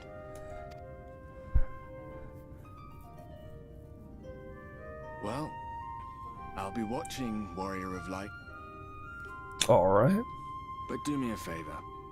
Be careful out there. This world has had its fill of heroes.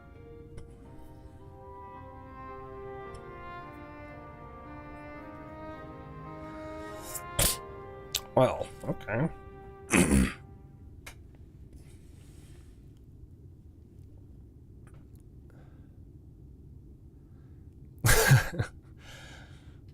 I sleep like a dead person. Nice.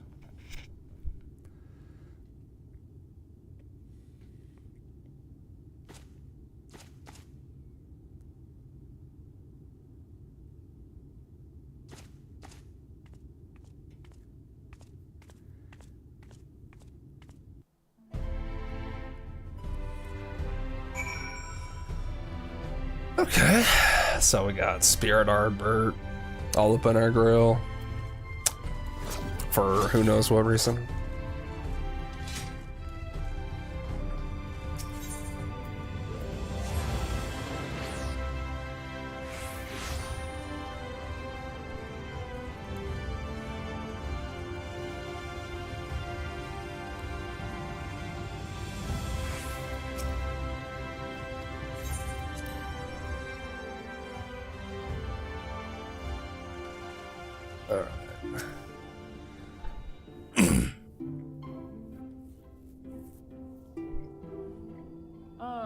How did you find your new quarters? I trust you were able to rest. Well enough for having a ghost with me. I had a ghostly visitor. I was not aware the room was haunted, and you were rather tired. Well, should you receive another visitation, be sure to let me know. Now, let us return to the subject of the Scion's whereabouts.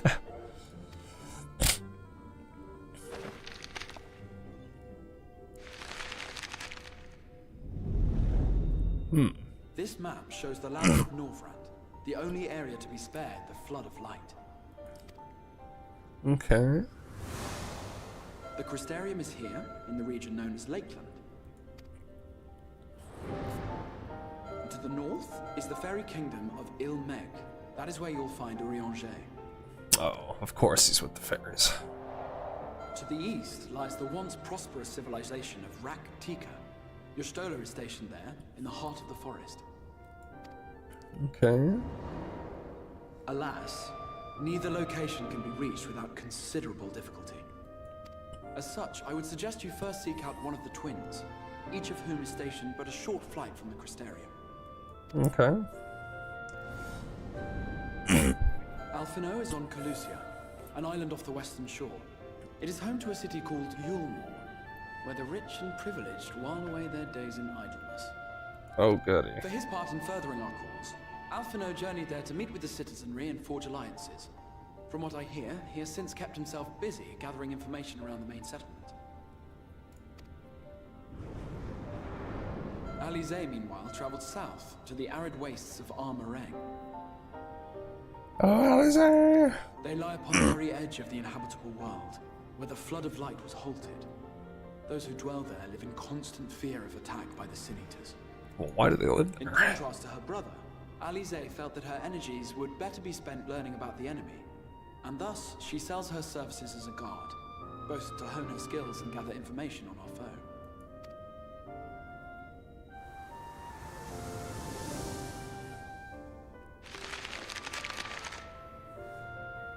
So, will it be Calicia or Armarang?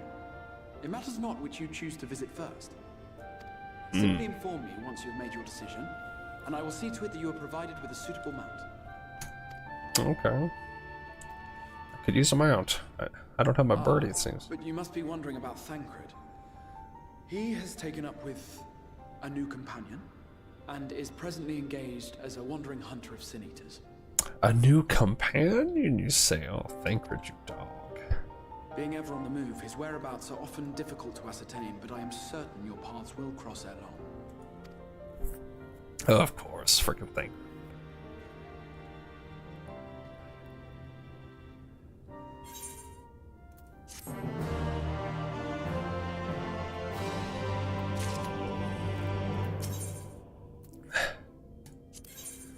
Okay. We gotta go find Alice first, right? We kind of parted ways on the battlefield. She probably wants to make sure I'm alright. Ready to part for Almarang? Alice will be overjoyed to see you safe. To know she was particularly concerned for your well-being. She impressed upon me how regrettable the timing of her summoning was repeatedly. Yep, sounds like her, and definitely was untimely. I only hope that my part in sending you to her will garner me some measure of forgiveness here. This is a letter of introduction addressed to a man named Caster, the master of a merchant caravan. There are few who know the ways of the desert as well as he does. Find him at the Emerald launch and you'll see that you reach your destination. Alright.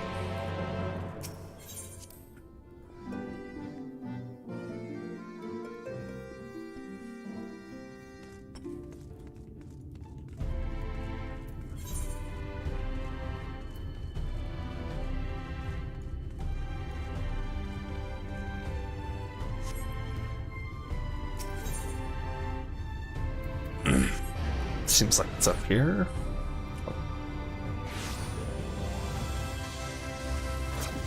It's even higher. Oh, but it's probably with the stairs. Okay, cool.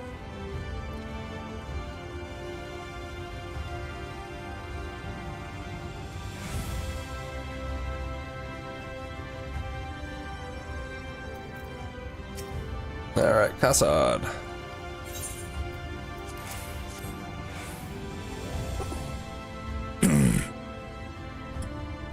Oh, a friend of the Exarch, hoping to meet someone in Almarang, are you? I shall be your guide. I was about to set off for our outpost there, as a matter of fact, so we can leave right away, assuming you have everything you need. Alright. Let's be off.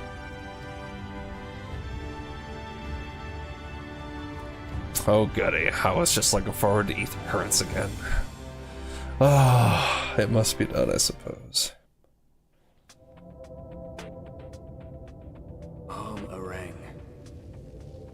From this parched earth, the nation of Nabath, Arang, once rose.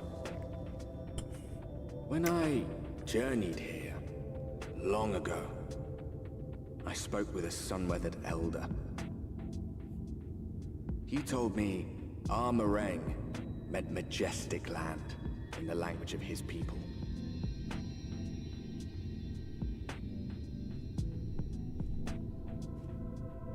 And so it might still be, were it not for the light's unrelenting onslaught.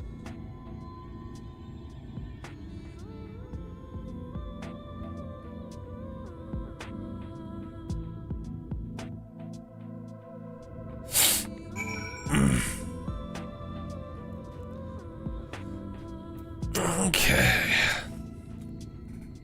Oof, no matter how many times I come here, the cold never fails to catch me off guard. The sky may be as bright as the scorching hours of day, but it gets brisk enough to make you shiver. Now, the Exarch's letter said I was to take you to the inn at Journey's Head, which is where the Salas, a friend of yours, is staying. But that's a fair old distance, so I propose to make a stop in Mordsock to break up the trek, allowing me to attend to some business and you to enjoy the local hospitality. Sound good? Good. Alright, you lot, I'm off, and I'd better not see the goods covered in sand when I get back. Right, we head southwest, straight as an arrow.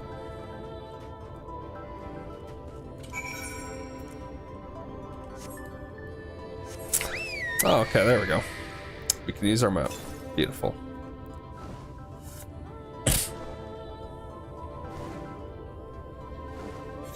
Oh, we're so slow again. Ugh. Ugh.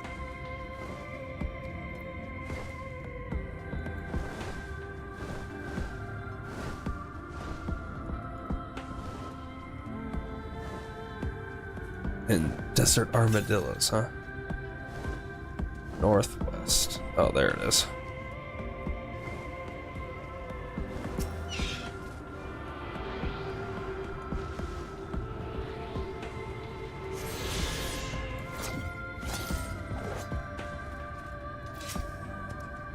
Stop here a moment. This is your first visit to Tommering, is it not? Before you cross the river, say you need to turn around and feast your eyes on that.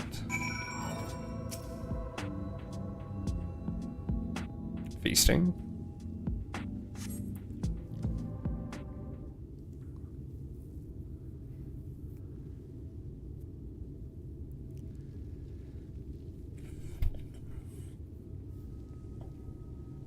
They built them big, didn't they? That's Kaiser Charles, a fortress meant to protect the northern reaches of Nabatha. Seeing what was left behind, I believe it when they say that it was once one of Norvrand's mightiest nations. At least until a flood came along. Great chunks of Nabatharing's lands were lost to the light. Its great city included. The few who survived didn't see much point in staying. Most of them anyway. No, not many choose to come here these days, not with everything in ruins. Even that Hulk and Great Fortress has become little more than an Amaru roast for me and my caravan.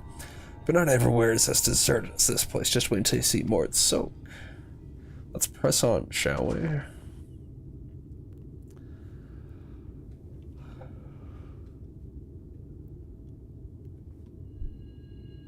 Quite the wild way to take the story. Going to other worlds, saving those. Not too wild.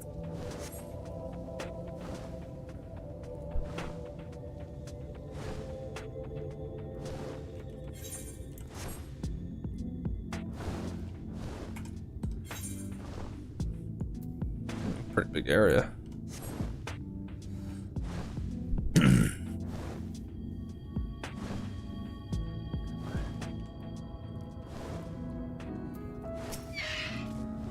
Here we are, more soaked by the blessed shadow. I love this town. Very nice.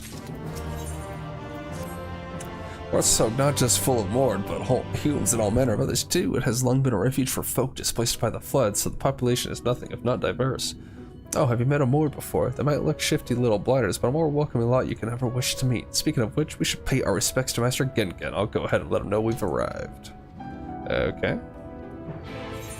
So, can I use my... Okay, I can use my greens now as well. Okay, that's good.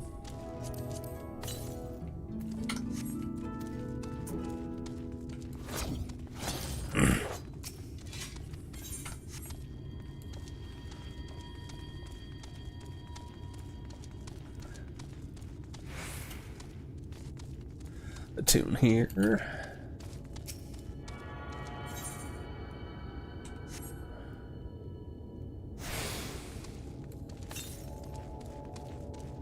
The west, so way over there. Gengen.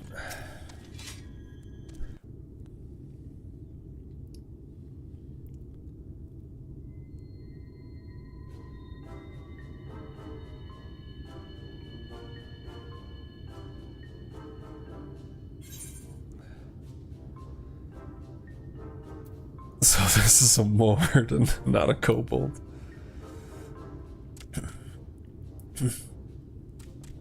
Master Gengen, this is the friend of the Exarch I was telling you about. Very good, very good. Though friend or no, all are welcome in Mord's. Oh, that's nice. Sook is Mordish for city. As things stand, this souk boasts the largest and busiest marketplace in all Armorang. You'll find ore from the mines here, of course, but all manner of other things too. Many of them rare. Oh. As I told you before, not many visit Armorang by choice, but Maud Souk's a different story. Merchants come from miles around to purchase the relics the Maud dig up. Aye, that they do. For Maud do not dismiss the spoils of the earth. We clean them and polish them and reveal to the world their true value. Well, that's That is nice. why they come here, come from far away, come with much money. And so our souk is always busy, busy, busy. No such thing as a thing no one needs. You say that every time, Master Gengen. Some sort of family motto, wasn't it? Or perhaps a Maud philosophy, for which we should all be very grateful. Oh, very Would grateful. that everyone was so willing to take in refugees regardless of race or creed. I suppose that's fair. Now then, if you intend to spend any time here, you'll want to gain the trust of the locals. Okay. And there's a little custom all newcomers are expected to observe. Is that so? The cracking of the coin purse. You buy one thing from the market. Price can be low or high, just as long as you buy. Uh-huh. As the good Maud says. In fact, the Exarch sent a little something to cover this very expense. Well, that's nice of him. A Verbert gold piece, no less. The first I've held in years. Verbert gold piece, huh? Verbert gold? Real Verbert gold? What the actual heck? Here, newcomer, crack your coin purse with me. Oh, lordy. Oh, no, you want my goods, newcomer? I have jars and pots all smooth and shiny. Smooth and shiny. Over here! Come and look. You buy, you buy.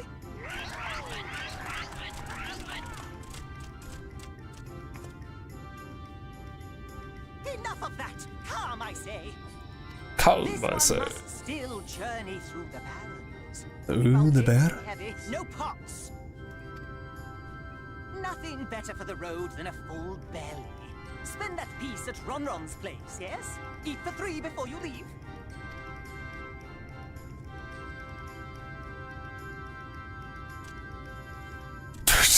What the frick is going on? I don't know the worth of this gold coin, though. I guess also, who cares, though? More like plot money. Ron. Welcome to Ron's Traveler. I have a wish into your purse and fill your belly. Take your time, stare and sniff before you choose, but no drilling on the merchandise, yes? Okay. I need to inspect the food, huh? Okay. Skewers. Chewy skewers. Small frogs hiding under rocks. Rust over fog, crackly on the outside, goo on the inside. Okay. Meat. It just says meat, huh? That's my ever-burning bounty made with the best parts of the lizard cured with special spicy spices. Some find the smell challenging, but it'll warm you up on chilly desert nights. Bread. I call that moosh loaf. The middle is stuffed with bittersweet cactus fruits, so even if the bread dries out, it's still moist inside. Keeps you going in the heat. Worms. Everyone's favorite plump white worm slathered in honey. Once you eat a glazed wriggler, you'll never want another treat. Okay. They all look tastiest. Which to choose? Okay.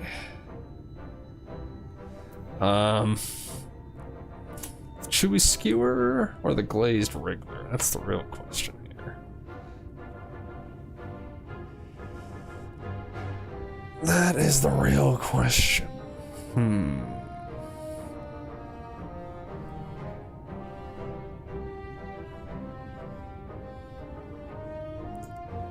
Let's do the chewy skewer.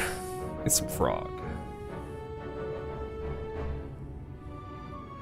Chewy, a quick, easy meal to carry you across the desert. You have the gold. And one reward honor buys you 65 skewers. Jesus.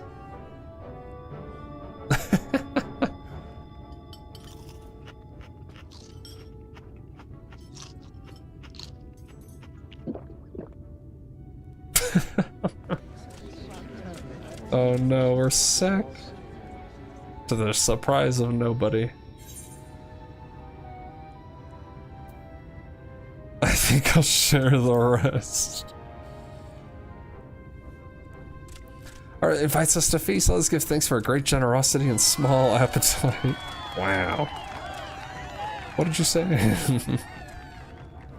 Consider your coin purse cracked. I am pleased to accept your custom. Gengen will be pleased that you honored ours.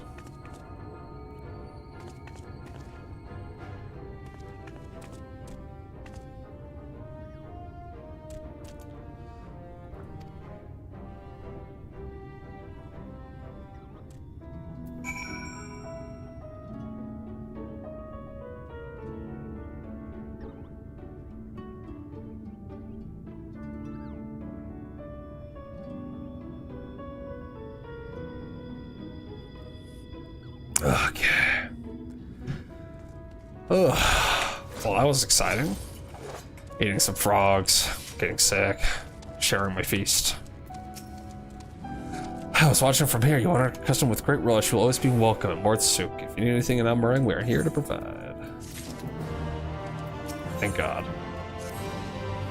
You have courage, my friend. Roman throws are more exotic than harmful, but I don't envy you the belly you'll have on the morrow. Right now that you've eaten, I expect you're here to get back on the road. Would you mind if we delayed our departure a touch? I have a few deals left to close before I conclude my business here. Bro, I will go without you. Offering your services, I will, an assistant would certainly help hurry things along. I have a receipt here for some goods that need picking from the market. All probably paid for. You just need to do the lifting and carrying. I'll go and take care of some last minute haggling. See you in a bit.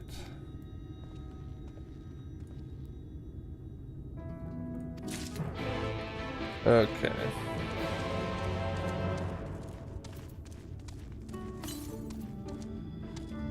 Table cactus, iron ore.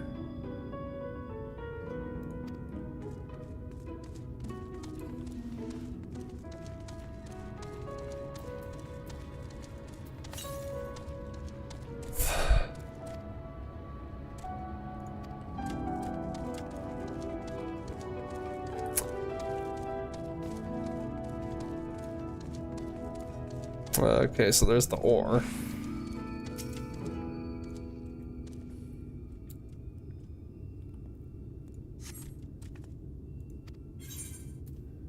Iron ore. Jeez Louise.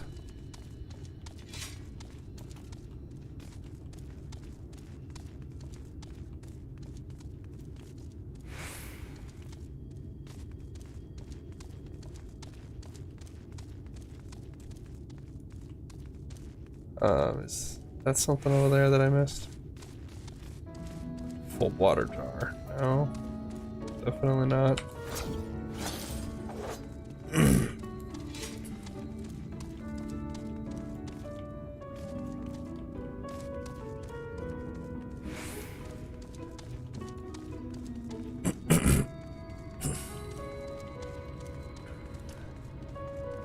What the heck?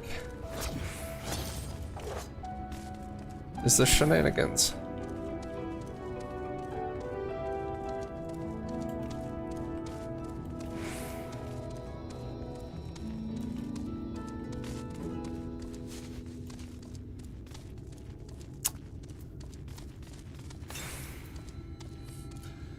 Nabathering antiques.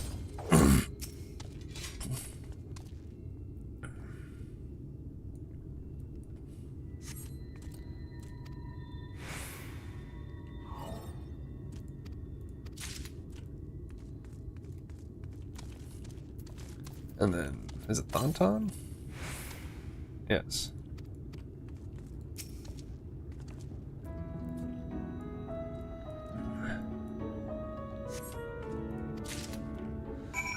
Okay, there we go.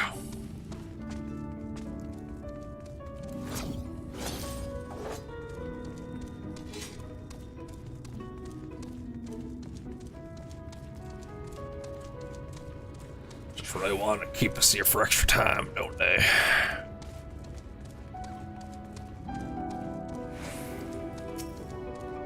Don't tell me you've been around the entire market already.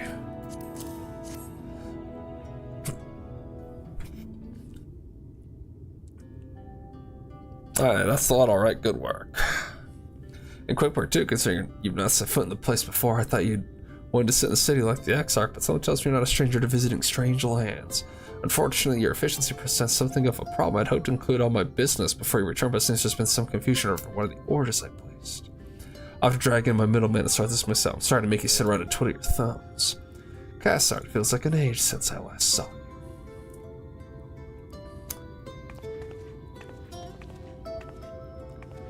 Well, if it isn't a lovely test, then it's been a while, but your timing couldn't be better. So it was on her way to meet with Alice. I was supposed to be taking her to your corner of the desert, but a misplaced order has commandeered my attention. Wait, I know who you are. Alice has told me so much about you. You're Hermie, aren't you? Aw, she talks about little old me. I knew it. How wonderful to meet you in the flesh after hearing all those stories. I'm Teslin. I work as a carer at the inn. I've gotten to know Alice quite well since she took up guard duties there. You want me to take over as Hermie's guide? My shopping's all done and packed for the road, so it should be no trouble. That would be a great help, thank you. Well, looks like you'll be able to head straight out after all. My caravan and I will be in the area for a while yet. Seek me out when you've had your fill of Almerang, and I'll send you back to the Crystal. Alrighty.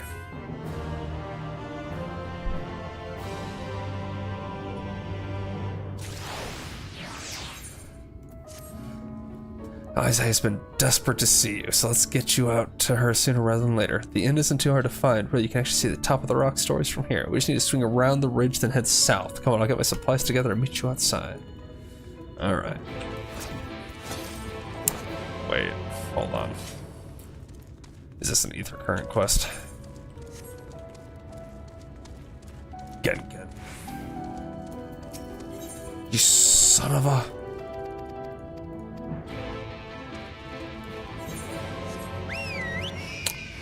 All the way up there, huh? Jeez. Well, we'll wait on that then.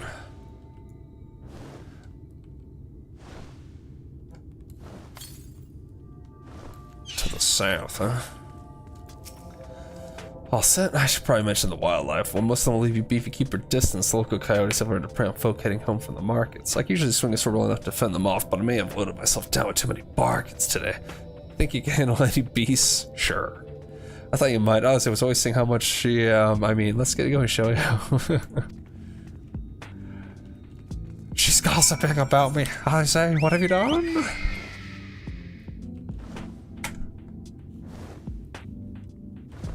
What have you done?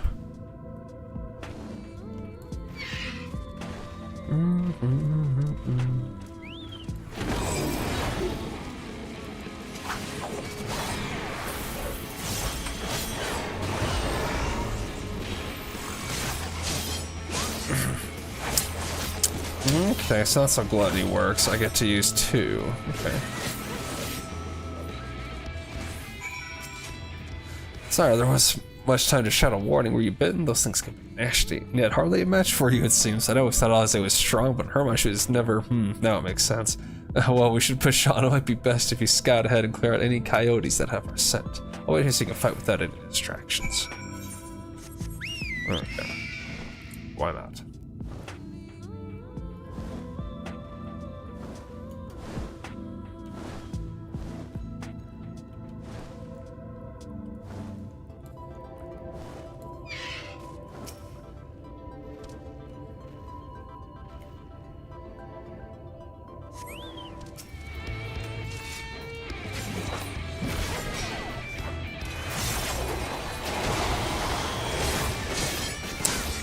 Whoops.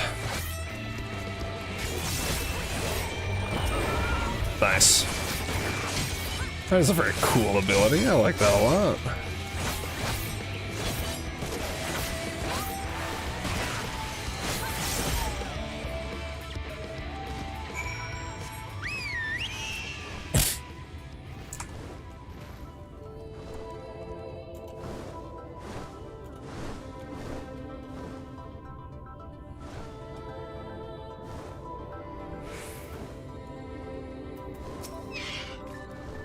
Oh, thank goodness you're back. Get the howling storm from here. Frightful creatures. Let's hope the rest have seen your handiwork and know to avoid us now. I need to get these supplies back to the inn.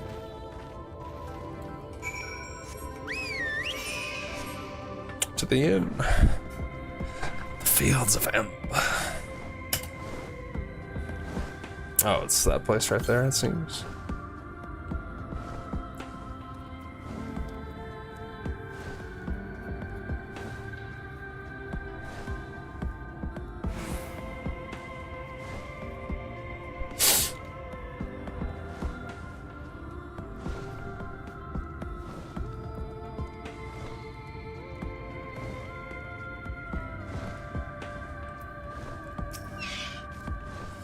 This is it, thanks to you. I didn't have to drop my shopping even once. Come to think of it, I'm glad I didn't make the trip alone. It seems you ended up escorting me. I'll repay the favor somehow, but first let's head inside, shall we? Shall we?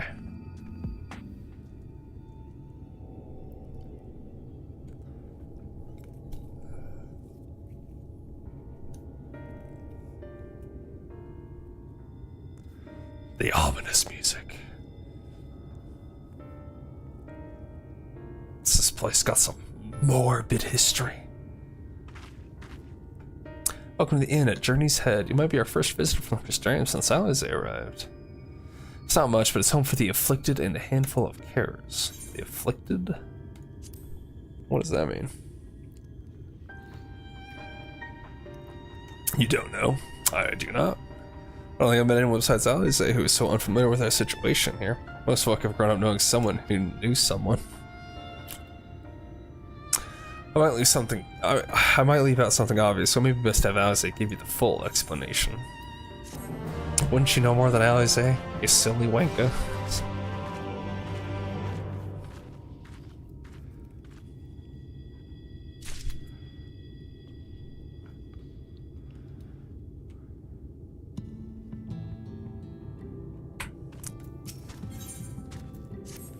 Now, where is she?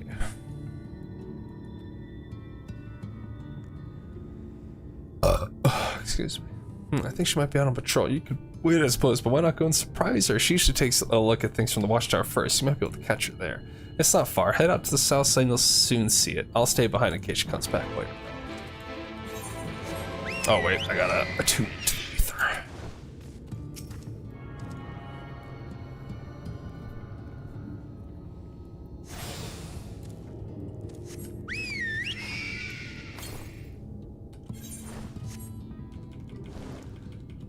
$220 to the south.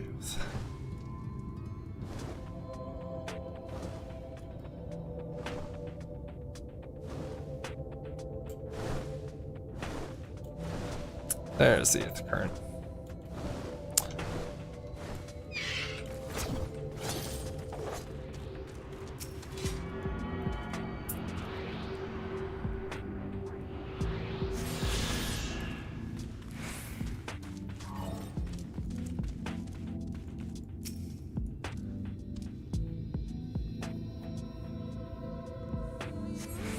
These nowhere to be seen, but you spot fresh footprints on the ground. They look to be about the right size.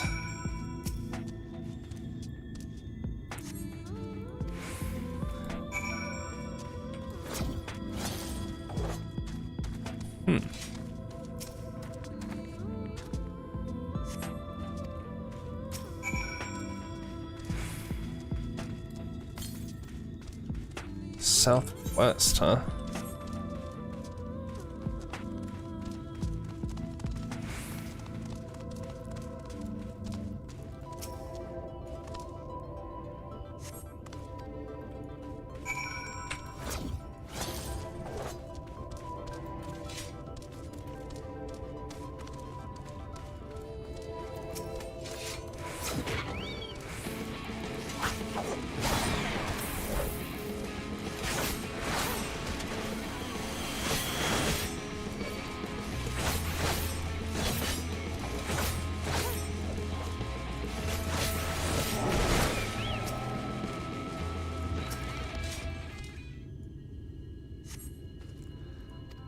Mess of disturbed sand, huh?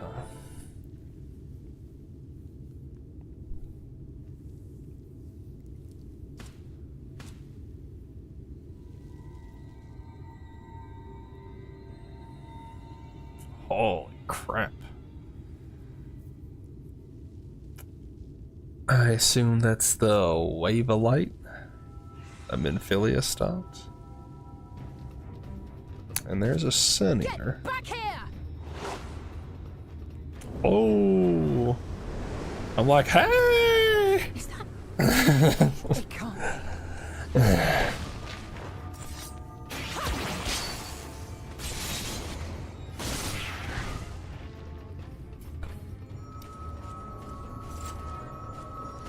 What's up? Impressive.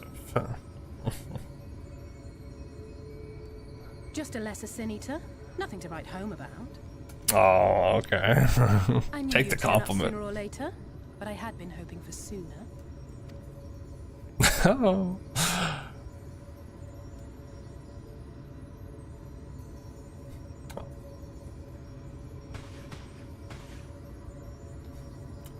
New outfit, it seems. I think. How are you? Oh, you know, a world here, a world there.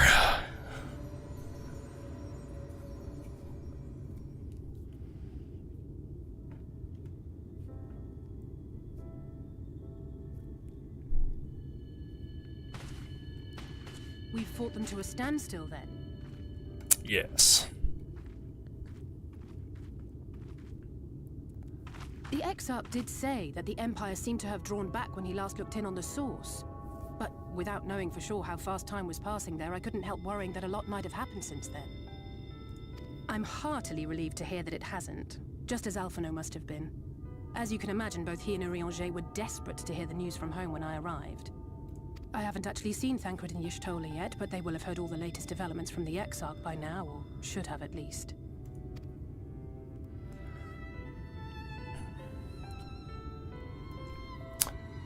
When I think of how frantic Tataru and the others must be, I want nothing more than to rush back and reassure them.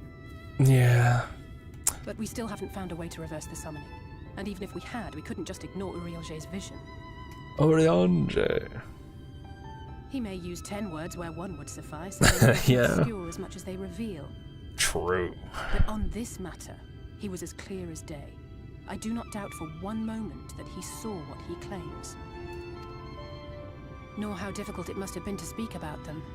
The 8th Umbral Calamity and your death aren't exactly topics for idle conversation. Ah, well, I'm not dead yet, at least. As much as I might want to go home, I don't want to go home to that. We can't allow the rejoining to happen, which means we have to save the first from the Sin Eaters.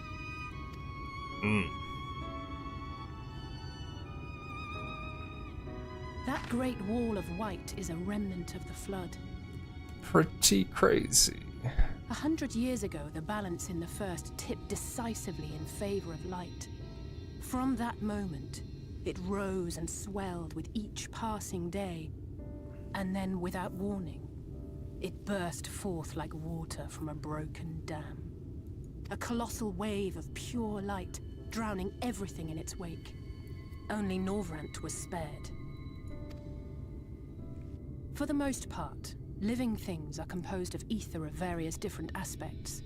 But when exposed to such a flood, their etheric harmony is shattered, and their natural form breaks down. Ugh. Then they either perish, or are warped into mindless abominations. So Sin Eaters are people. Transformed. Yes, that's how the Sin Eaters came to be. They were once living creatures, or people, that were caught in the path of the flood. Once the change is wrought, there is no going back. In that instant, they are gripped by an insatiable appetite for ether, and will happily gorge themselves on any living thing within reach. But even that is not the worst of it. The stronger Sin Eaters can plant light in us, like seeds in soil, corrupting our ether, and triggering the birth of new monstrosities. You? They are creatures of base instinct, that exist only to feed and to multiply. They feel no pity, know no remorse, and are utterly deaf to reason. Which is why they must be destroyed. Every last one of them. Oh, I got such a hatred. Oh, see, did you get a bit taller? You better not be taller than me. The Sin Eater's victims, left here to spend their final hours waiting for the change to overtake them. Oh, well, that's awful. I'm just explains the morbid music.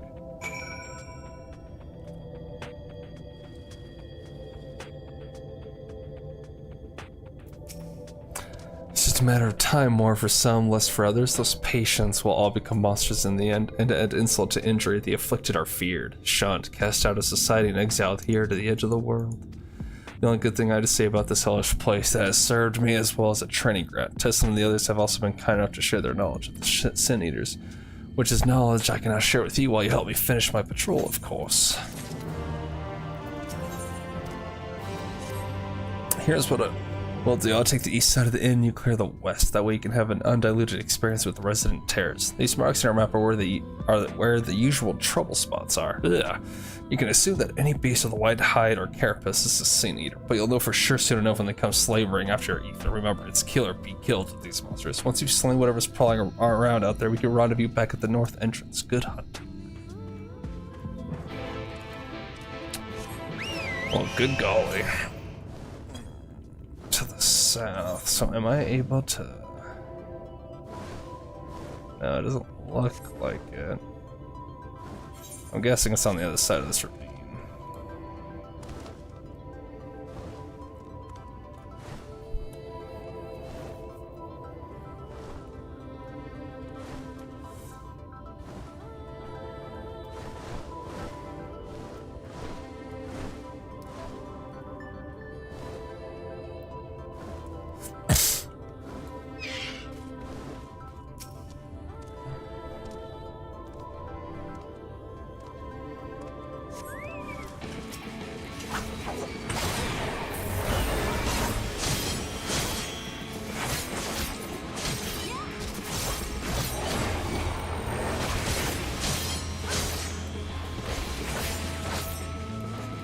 Get kicked.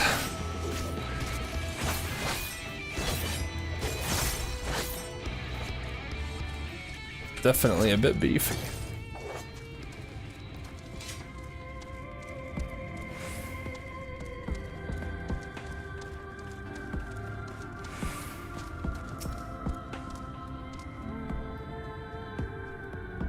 Why do I have a type there?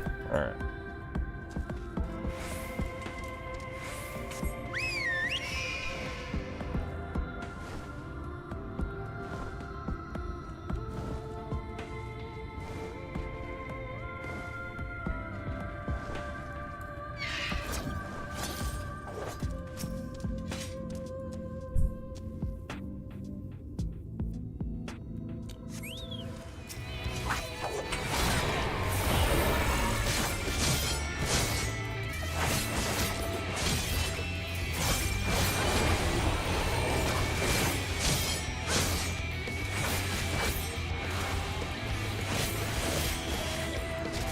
Forgiving cowards, huh?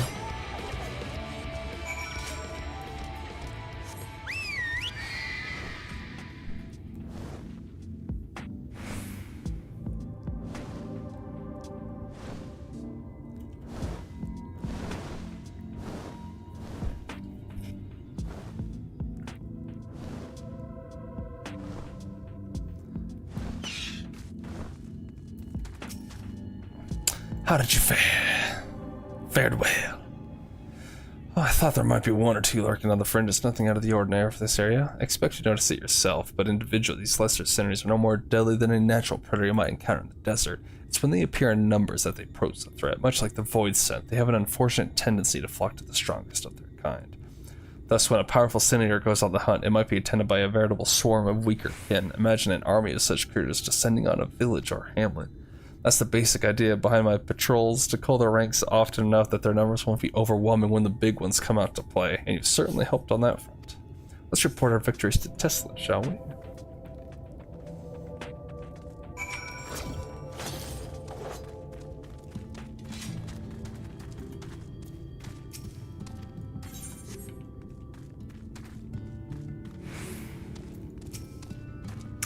Alice tells me you helped out on her patrol. You have our thanks, so my apologies for leading you from one battle to another ever since the moment we met. In any case, I'm glad to see the two of you found each other. You have no idea how badly Alice has missed your company. Everything's always, if Hermé were here or she would.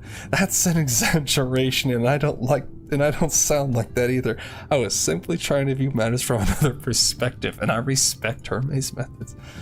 Honestly, just seeing her in action, I can understand why. Though she leaps into the fray without hesitation, it really is something to behold. I might be a little smitten myself.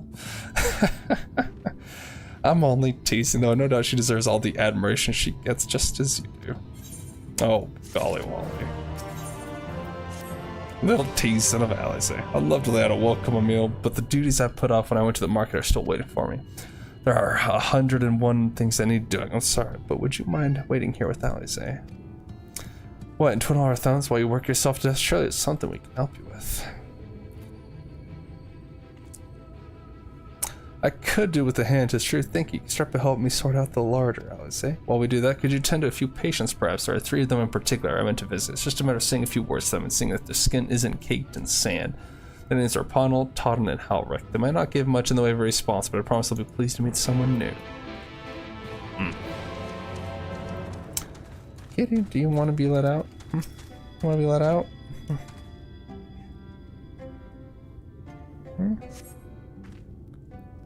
Thank you. What? What? What?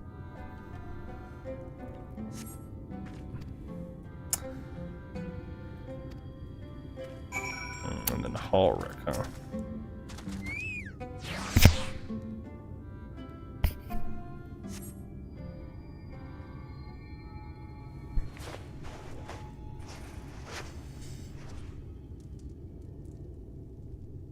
Halric remains utterly still as he wiped the sand from his cheek. The texture of his skin was hardened into something akin to plaster.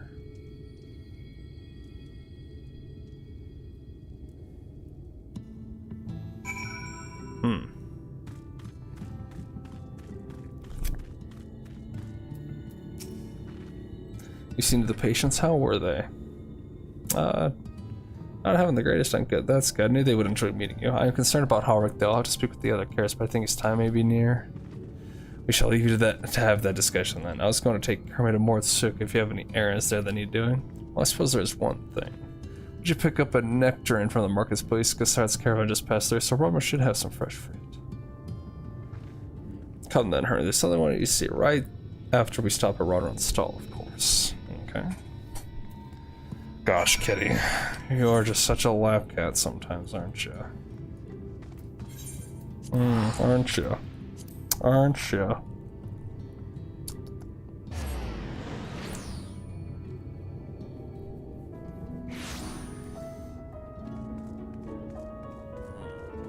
Oh yeah. Oh yeah.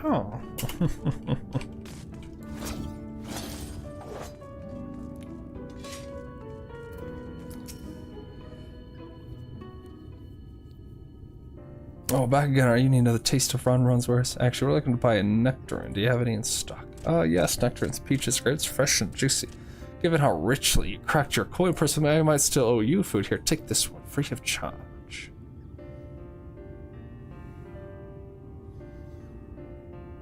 Pause, I've never seen a more merchant give away something for nothing, but how much coin did you spend here? Oh yes, I'll take a jar of honeyed worms as well. Oh no, they're not for me, it's an offering of sorts. The worms, if you please. Only the best wrigglers for you. Come again, my friends. My goodness, Cal, what is it? You are just needy for attention right now. Right, that's our shopping chores taken care of. Let's head up past the Aetheryte to the main tower. The view I want to show you can only be seen from its very top. Okay.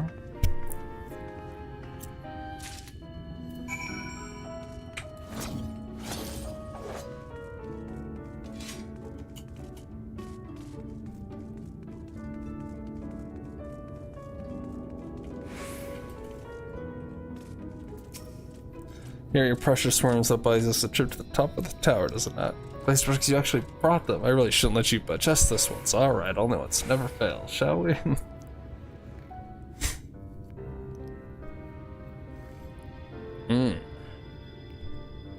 Yeah, Yes, Peppino, I know. Gosh. Look, over there, where the wall is broken. Do you see what lies beyond? Looks like the burn. That's what the land became after the light flooded in. An empty white nothingness. Life cannot exist in such conditions. The primordial light would wreak havoc on the body's etheric balance.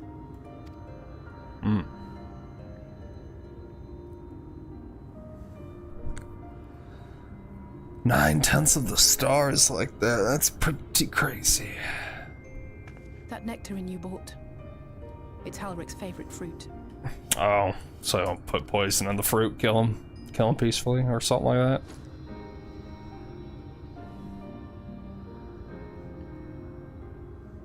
Most of the patients, Halrick included, survived the attacks of powerful eaters. But their fate was sealed all the same. The monster's corruption has entered their bodies, and their very essence is being subsumed by light. The twisted state of the world itself just makes matters worse. Under normal circumstances, a person's ether naturally tends to equilibrium. But for these poor souls, the opposite is true. Sooner or later, every single one of them will turn. That's pretty awful. I'm just sitting there holding the fruit. Tesleen and the patients, they all know this. They know what has to be done before the change goes too far, before the eater within takes over. The preferred method is mixing poison into their favorite food. In my time here, I've borne witness to a lot of last meals.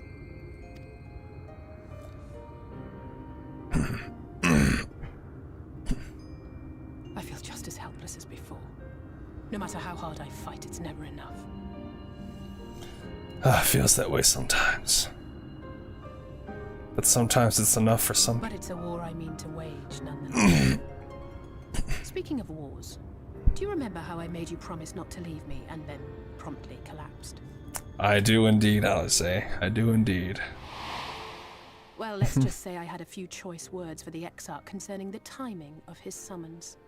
He did mention that as well.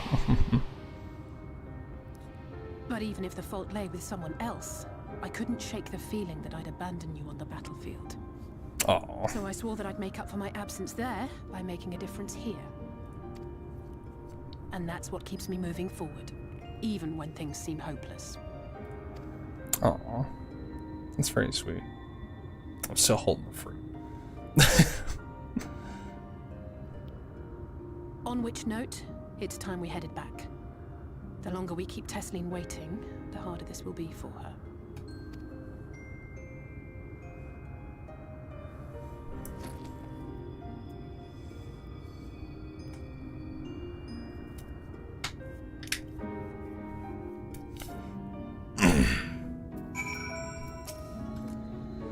I'm glad I was able to show you that. When it comes to understanding the catastrophe which befell the first, one glimpse of the empty wasteland beyond the wall is more worth than an hour of Arianje's lecturing.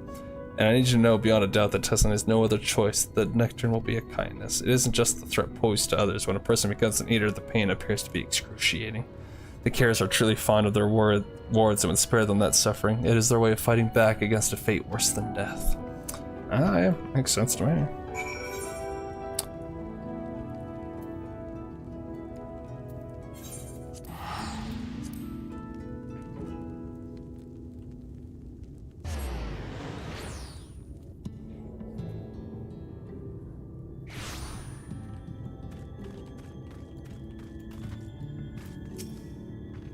You're back. I hope you had a nice time. Did you manage to find a nectarine?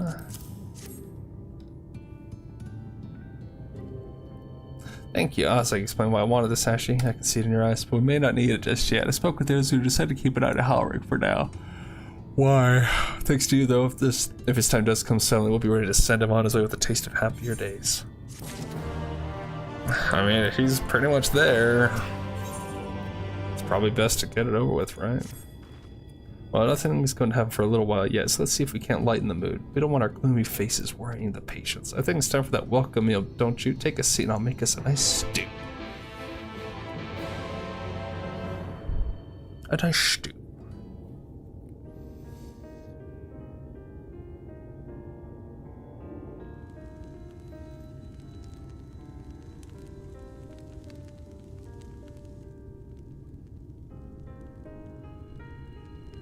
Speak up if you'd like another helping. I made a little bit more than usual today. And you've added something special to the broth, if I'm not mistaken. Aye, well, it's not often we have visitors from the Crystarium, so I may have thrown in a few extra bits and bobs.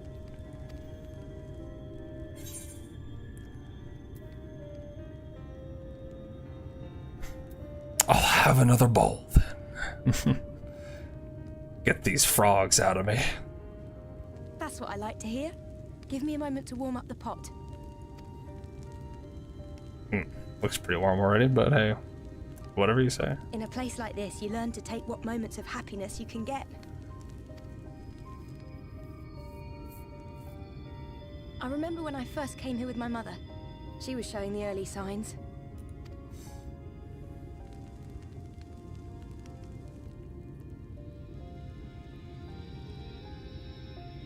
I knew there was no way to save her, but I just couldn't face what needed to be done.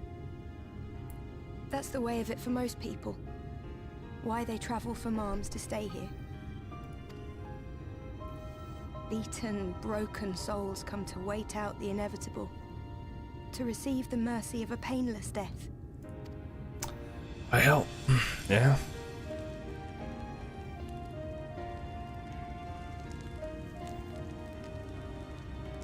When my mother finally left this world, I was mad with grief, but also thankful that her passing was a peaceful one.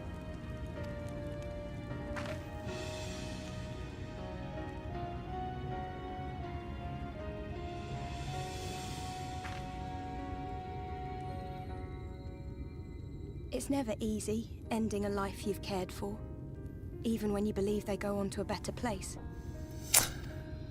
I often find myself wishing the Warrior of Darkness would come and do that part for me. Oh. The Warrior of Darkness? You've never heard the tale? I'm not sure where it began, but every child in Norvrent can tell you a version of it. Ardbert? Warrior of Darkness, servant of death, take care of our souls at our dying breath. Let sinners and eaters of sin go with thee, that all may return to the sunless sea. Well, that's the version I was taught anyway.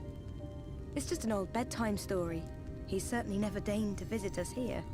Do we become a warrior of darkness like Ardbert became a warrior of darkness on our world? Rather ominous. Sounds rather ominous. Do you think so? I always liked the idea that he treated every soul the same, even the Sin Eaters.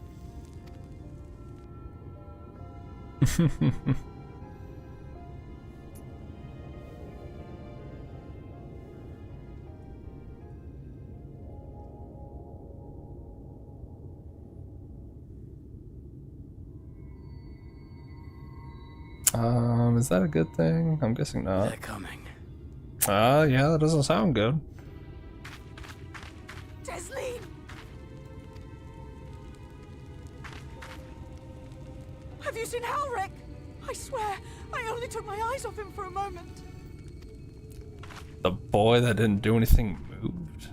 They do that? Okay. We should have poisoned him when we had that chance.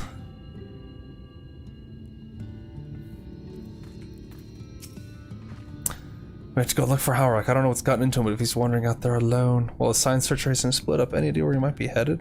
No, he's never done anything like this before, but it can't be a coincidence that the other patients are suddenly so agitated they can sense something. In any case, let's keep the search close to the inn. Halric isn't very sure on his feet, so he won't have gone far. I'll search the east side. Please, Halric, please be alright. I'll cover the north and west, and you take everything from here to the south. Oh joy. So what? We get to end a child? That's gruesome.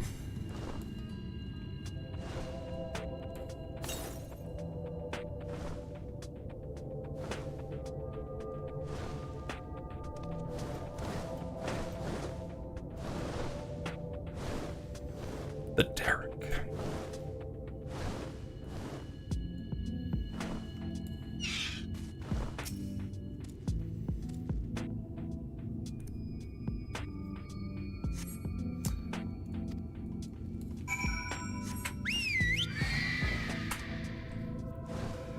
And what, the boy can move just really fast too? Golly wolly.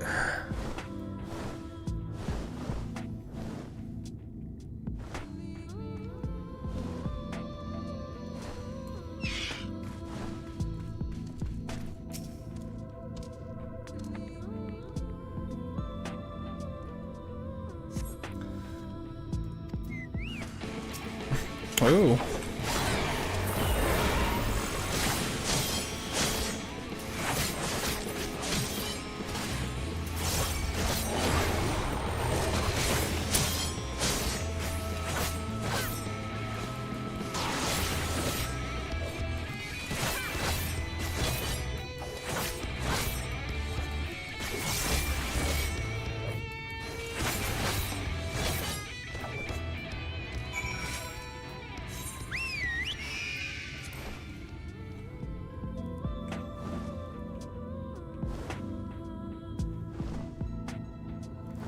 Go, go, go.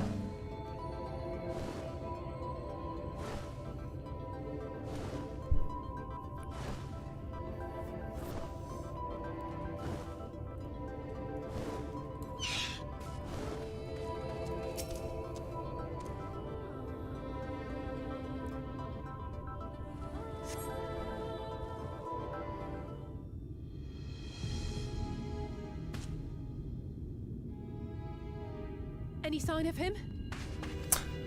Nope. No luck then. But he surely can't have gone far. Why is it playing this music? We should keep looking. The Sin Eaters are out in force, and if we don't find him soon, you can be sure they will. Then it stops, huh? That looks like a problem.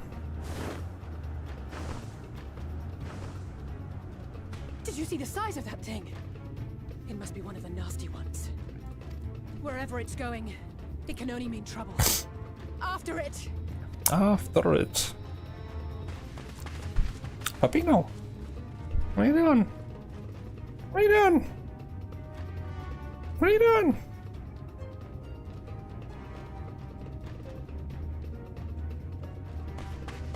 There it is! Is that... What? Oh no!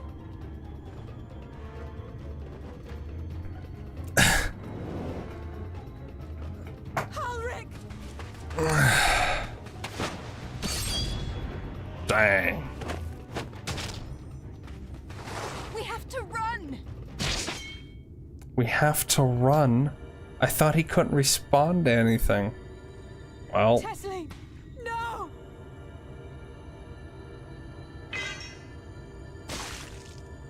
That's...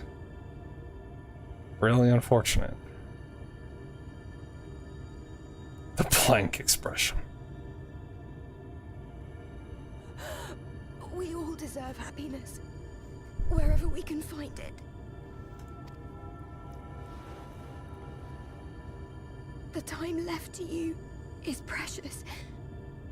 No one should die in pain. Mother, I...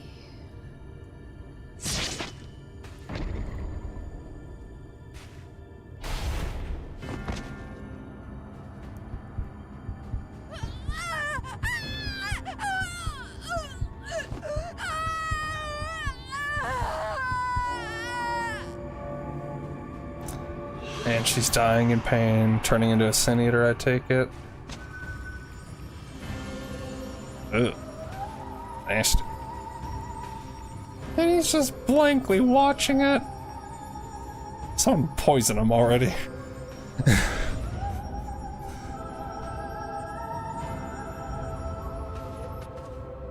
I like how we're just watching still.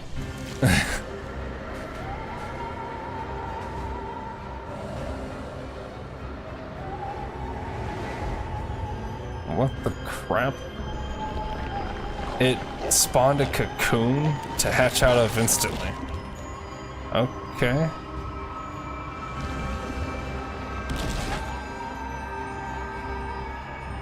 Good lordy Lou.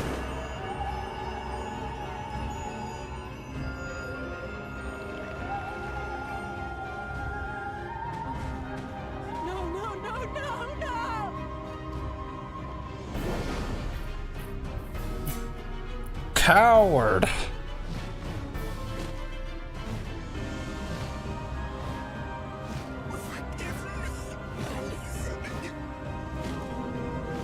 Oh, that's sad.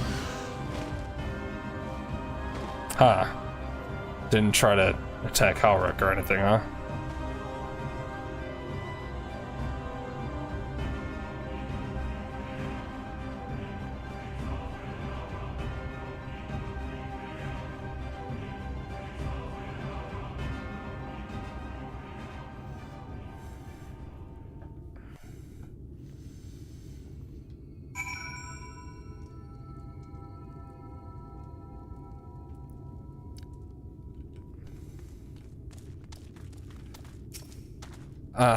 I'm sorry.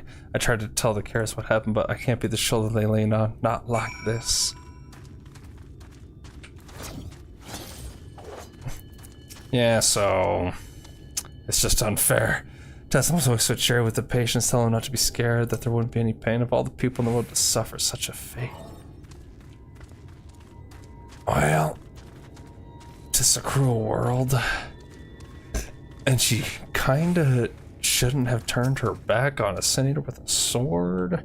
I imagine you're just as shocked as the rest of us, so I appreciate what you're doing here. Me, I don't have the words. Without a body, we can't even give her a proper burial, and she cared about that sort of thing, but giving people the chance to say their goodbyes. Well, I can always go hunt her down if you guys want that kind of thing.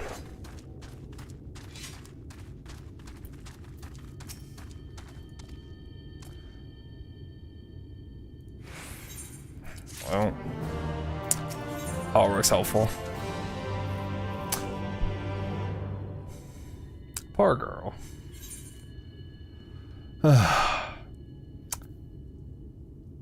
Alice.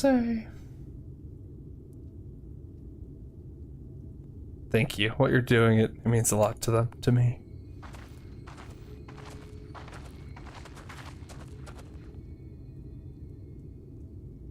Sorry to interrupt. We realized we hadn't thanked you for rescuing Halric. You weren't hurt at all, were you? There wasn't even a fight. I was too late, too slow, and I thought I could protect you. You can't blame yourself for things beyond your control. You brought Halric back safe and sound. No one could have done any more. I'm sorry, I've come to a decision. I won't be continuing in my role here. I hope you will forgive me for leaving you, and that you will delay Halric's last meal for as long as you possibly can. Not until it's too late, of course. Just give him what time you can. We always do. Of course, she would have done the same. Farewell, Halric. Keep Teslin's words close to your heart. Yeah, I'm sure they're reaching him.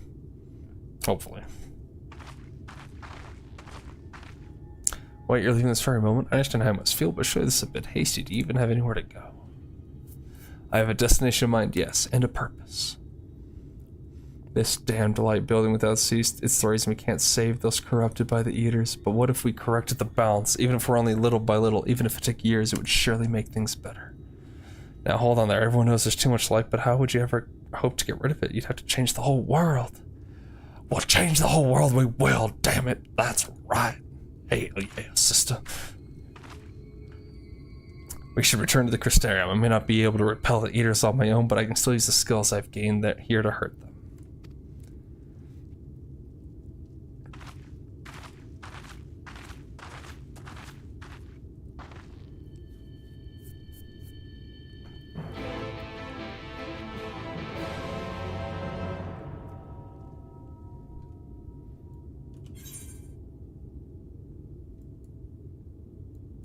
Okay. So I don't think I can get any more ether currents here. Just do this quest real quick. Okay.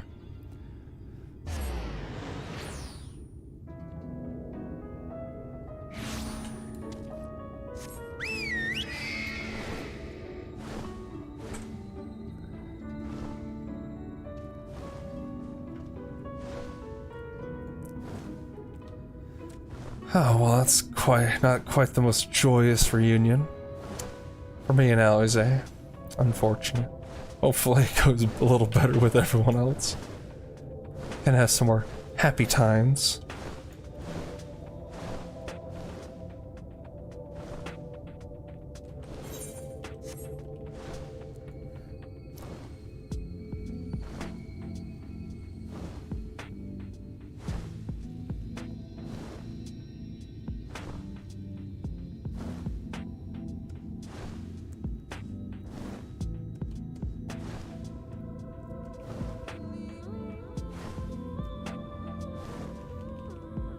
Slippery armadillo, huh?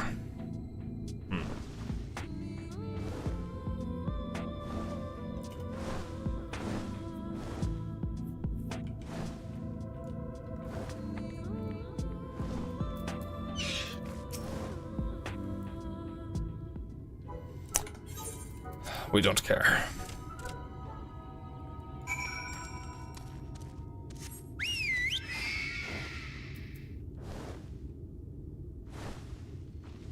Hired God.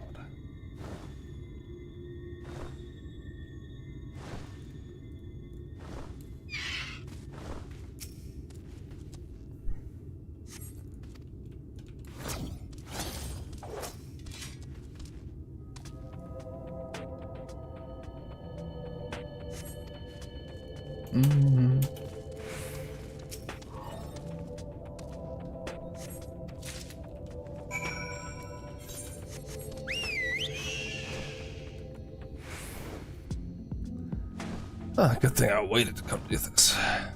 It's on the way.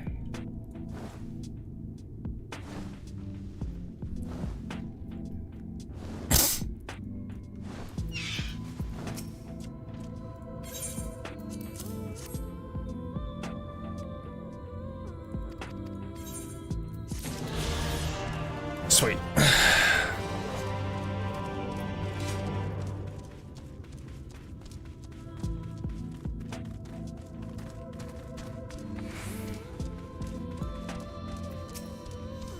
Forgive me, I couldn't stay there a moment longer, but I was serious about what I said. While the men and women at the inn battled against this blight with kindness, I was fighting my own way with steel. Miss Alice, is there anything can get you? Your swift tomorrow. I need to return the crystarium immediately, as you wish. To the crystarium.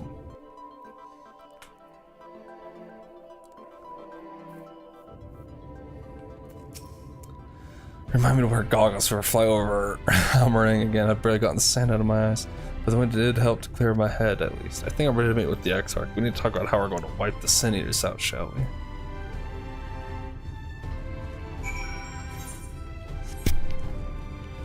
Ugh.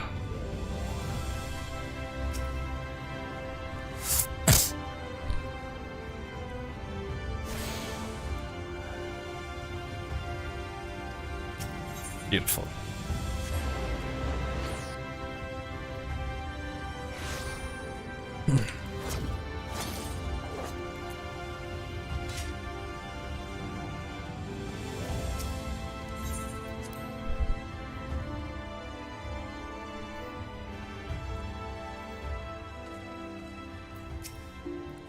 Thank you for seeking me out. It meant a lot to have you there on my side. I was tempted to set off again at the moment we had decided upon a direction, but you still have to visit Alpha now, haven't you?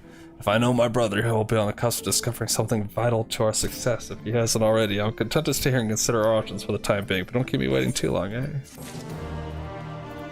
Yeah, we gotta go see Mr. Alfie.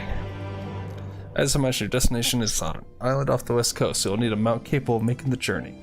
Here's a letter of introduction. For send it to Sem Dutchmouth, Master of Beasts at Timida's Rookery. When you see F note, be sure to pass all my warmest regards. Okay.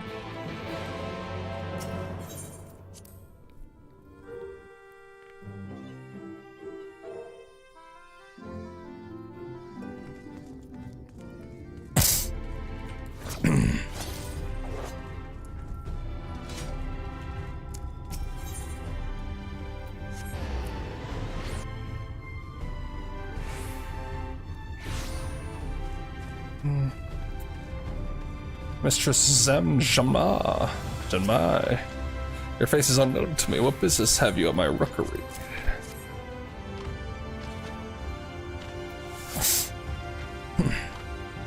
Some by the Exarch, no less. Yes, I can provide you with an Amaro for passage to Kalusia. I will pick you out a friendly welcome. Often used for travel? That's right, mounts like my grave friend over there are a common sight in these parts, but I gather you hail from further afield, more accustomed to chocobos perchance. I hear there are a few places where they ride little else. True. Seeing as you are plainly unaccustomed to riding Amaro, I think it best I accompany you on this flight myself. Enemies unworthy of the name could do it, of course, but the Exarch sent you to me. Ensuring you arrive safely is my responsibility. Gather your things to meet me at the Amaro launch. One of the junior tamers will tend to you while I ready the mounts. Okay.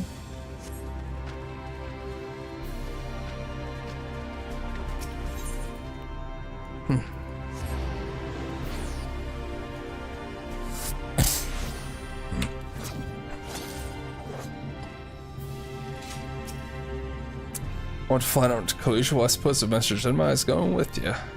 Wait here, please. Should be along shortly. Alright.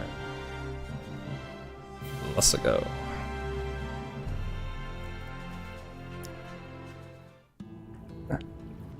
The whistling breeze, mute. The pounding surf, frozen. Time itself takes a breath. At light's edge, all is perfectly still. The world captured in a painting, locked in a moment. Music, faint and fleeting, drifts coastward on the lifeless air.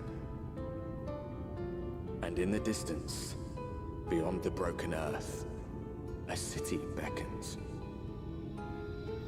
Kalusia. Yeah, what the heck is that place? A lot of carnival looking stuff going on there.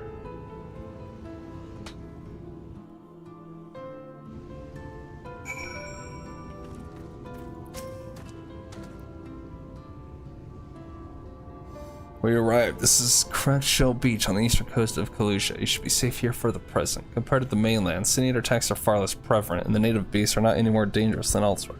It is the people you should be wary of.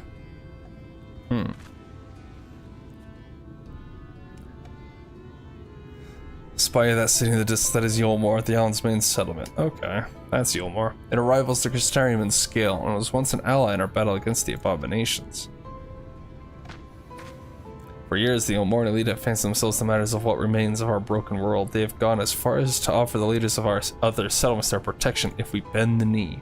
But to say their ideals are questionable would be putting it mildly. The Crystarium is one among many who resist their heavy-handed authority, and while we are not at war, our relationship with Yulmore is strained at best. It may be wise to conceal your ties with the Exarch during your stay here, especially in the vicinity of the city. Okay. I'm glad we understand each other. Now, the Exarch has instructed me to divulge a secret that should make finding your friend a good deal easier. Listen closely.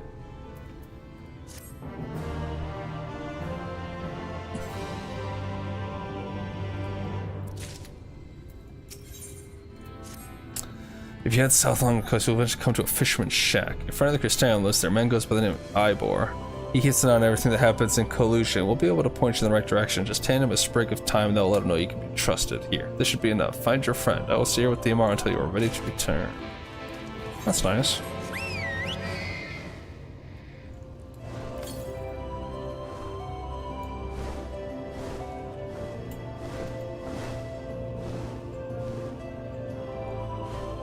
The Bright Cliff.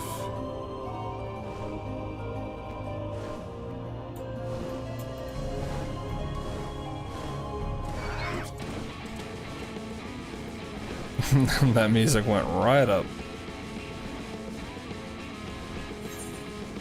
The Fisherman's Shack probably takes me up here, but who knows. Oh well.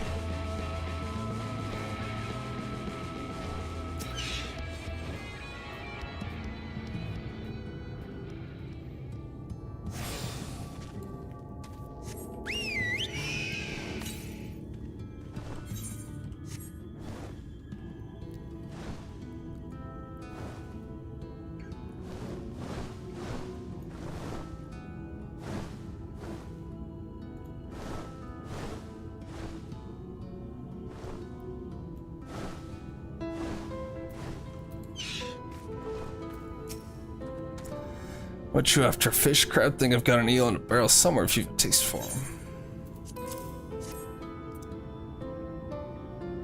Oh, I do love a bit of time. Chuck some of the pens like a bloody festival or flavor. Now, what is it I can do for it? I can't say there's been any major upsets to report these past few weeks. Off note, I know the one, our young champion of the downtrodden. Yolmar's richer than all of Norvin put together, but it's a different story for them as live outside the city. Most spend every weekend just trying to stay alive, which makes your friend's dedication to helping others stand out all the more. I can hazard a guess that's where he is now. Get a message to him, but you'll need somewhere quiet to meet, away from prying eyes. Make for Stilltide, that's the fishing village just up the path there. He'll looking for a rundown excuse for a tavern look is called the Leaky Keel. Wait there and I'll see that Alpha Note joins you. Oh. Neat. Oh, there it is, I see it.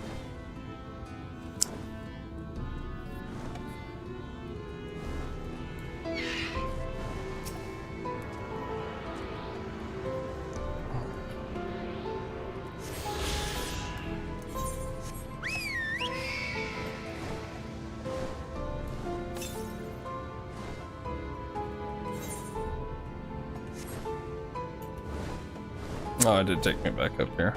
Haha.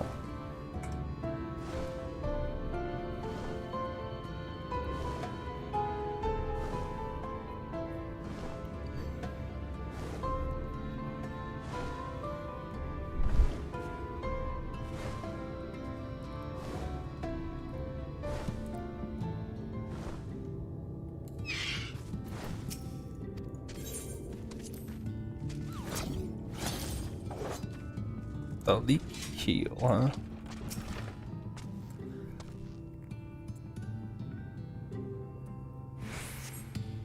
It's your first time in a tavern. It's customary to invite Drake. If you mean to loiter, what will be happening? Ale, mead, or water? Let's get some mead. Fine choice. What you'll be paying with?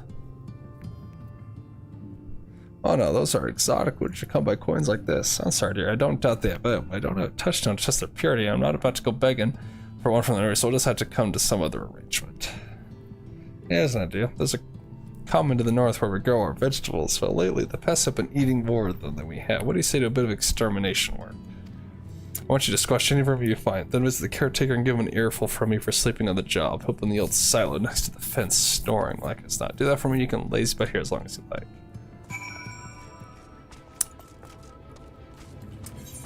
Jeez. Just take the money. Give me my drink.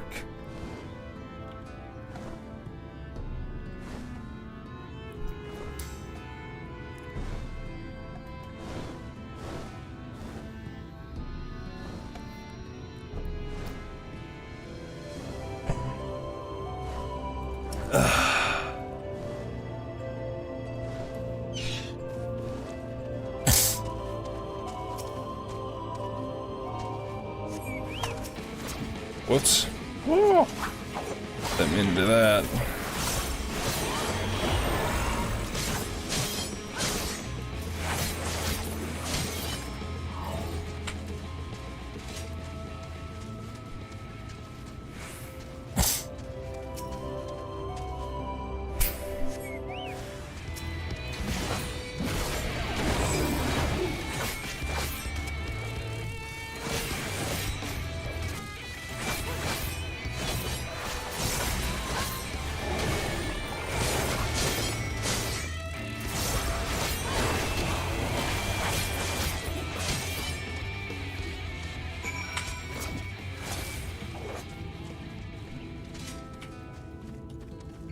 Bard, huh? Knock louder.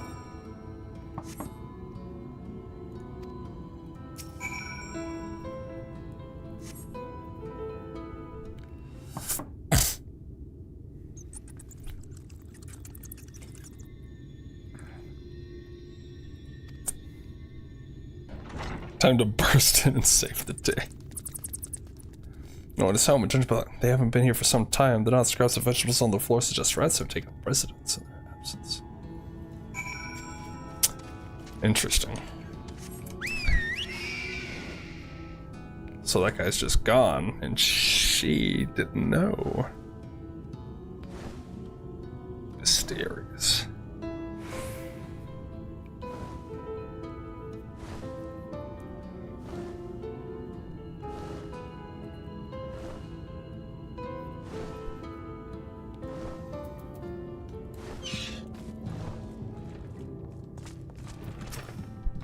Welcome back, dear. What did that good friend caretaker have to say for himself? He gone. Gone, huh? If I still have to join the rest of the hopefuls. In Gate 10 outside Yolmer, you don't have a clue what I'm talking about, do you? And there I was thinking you were another dreamer. Well, never mind all that. Take a seat wherever you like to. You've heard more than earned it. I'll even throw in another drink on the house. Thank goodness.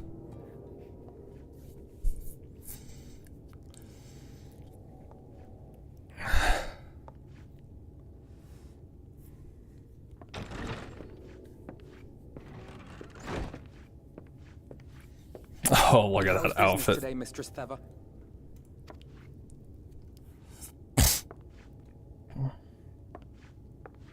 Oh, frenetic.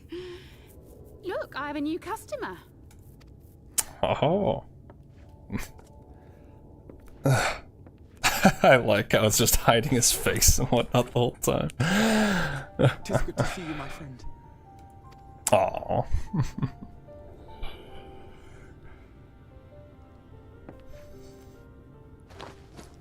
The barley seeds you wanted. They should produce a better harvest than the last. What, just like that? Oh, Alfino, you really are a dear. A dear.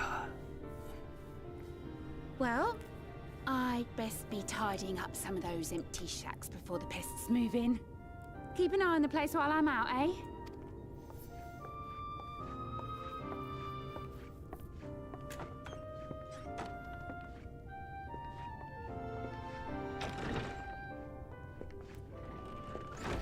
It seems an age since last we spoke.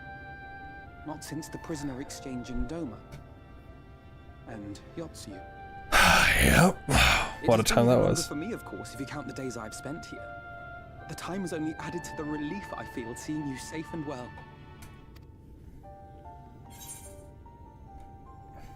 Me, I was more worried about you. Alize said much the same thing. I don't think I've ever had such a scolding. But I believe an exchange of news is in order. Come, tell me of your arrival and all that came before.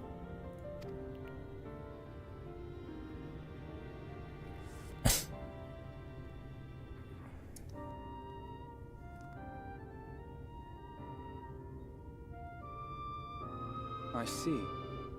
Both the Exarch and Alize told me what they knew of events, but I had stubbornly clung on to the hope that all-out war might yet be avoidable. And poor Tataru. She must be sick with worry. We must endeavor to return as soon as we may. Very sick with worry. It would be nice to bring her good tidings for a change. Oh, we've brought plenty of good tidings. Come on now. We've done a lot of good stuff. But before we bid this world farewell, we must first ensure that it is not rejoined to the source.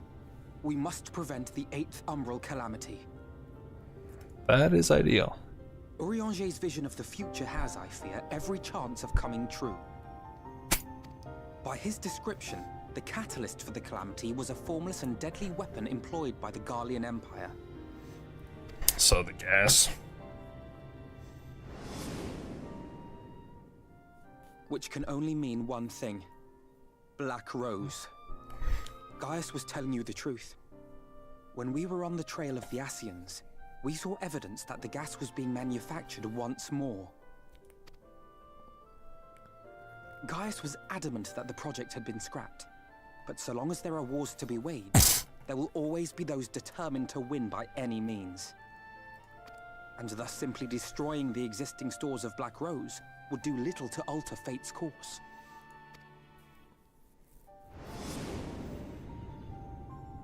In that sense, our involuntary journey here to the First was something of a boon. Together with the Exarch, we've developed a theory as to how we believe the rejoining will be set in motion. I'm sure Urianger himself will cover the subject in more detail. Okay. But I can tell you the process requires that both worlds, the Source and the First, be facing an existential threat.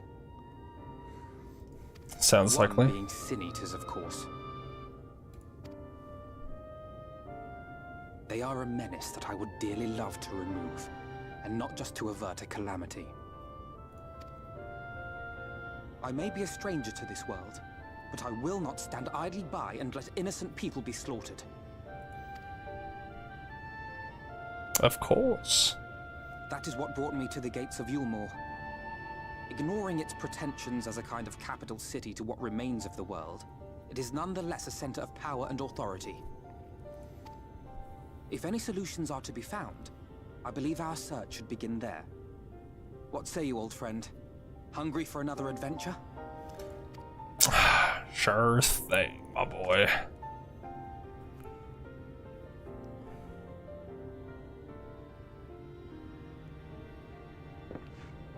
And so we take to the road once more.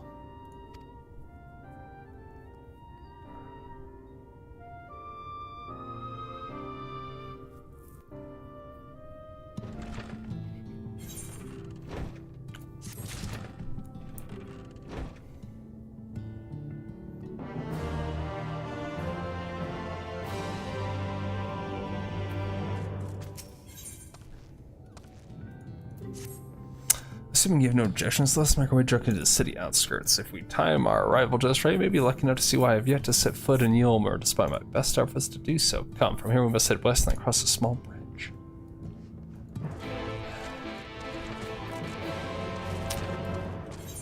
Strong-willed wife and caddy.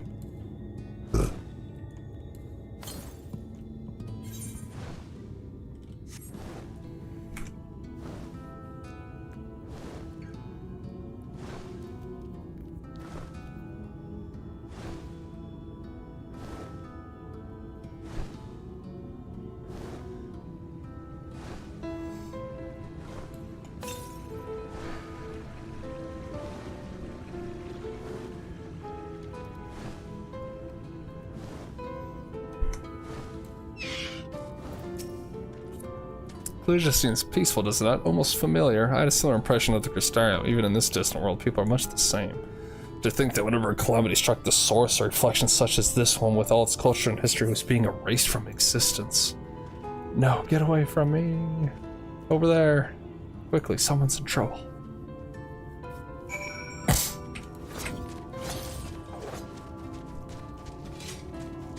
Yeah, really freaking crazy. That's what was going on.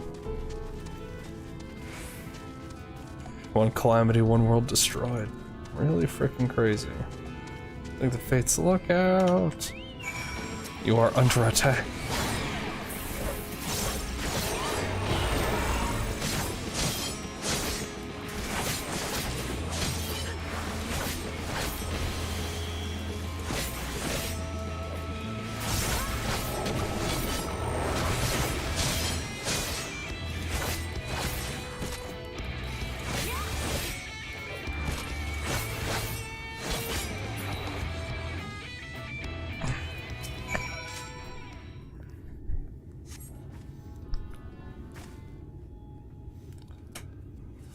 My poor, thank you, young miss.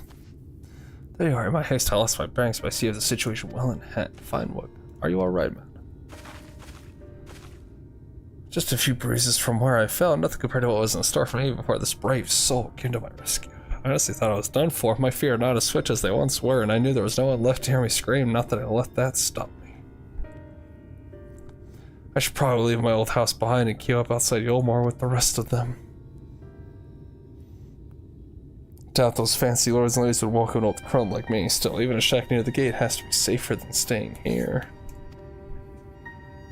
One would hope. Either way, it's just to avoid wandering alone, lest to make the sinistrous task any easier. Thank you again, you saved my life. Now, sure, a strapping lass like you has little to fear, but I wouldn't linger along in this place. There's not to be had here but cobwebs and memories. Aw, it's very sad.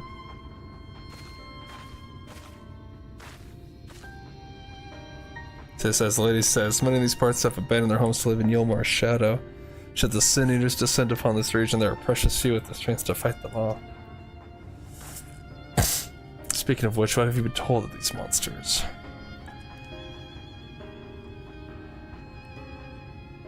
Ah yes, I say would be well qualified to speak on the subject. Compared with Almarang, Cluja is almost a haven, but as you saw, we cannot let our guard down. Had you arrived but a few moments later, the sin eaters would have claimed another victim.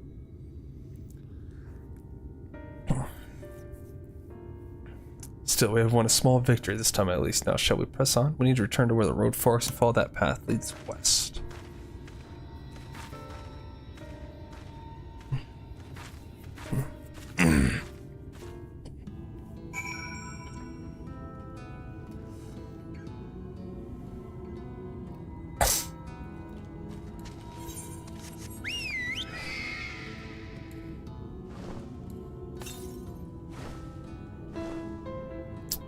Is this ether current obtainable?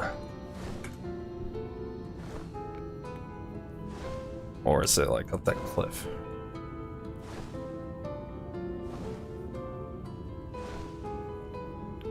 Seems like it might be up that cliff.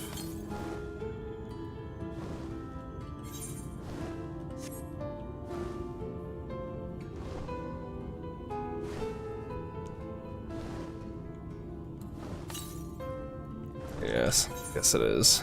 Alright.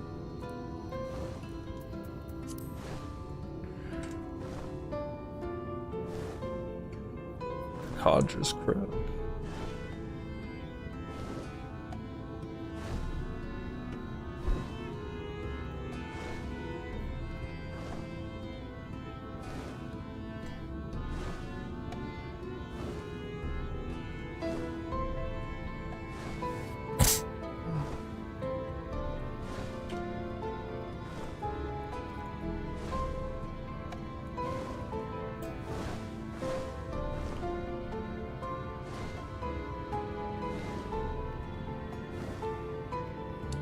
The Whale's Breach.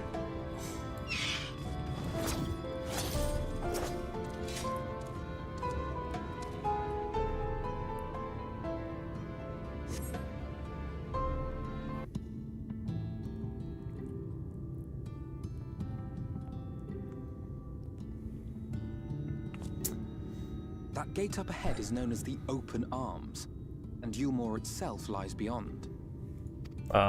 This, meanwhile, is the aptly named Gate Town, the dwelling place of the many desperate souls who hope to be chosen to live in the city proper.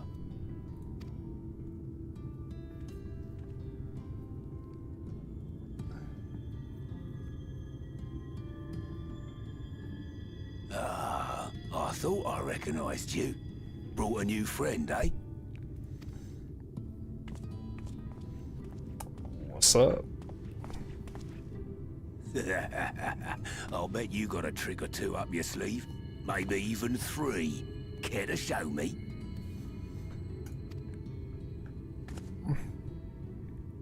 What kind of trick? She's not here to compete. Leave her be.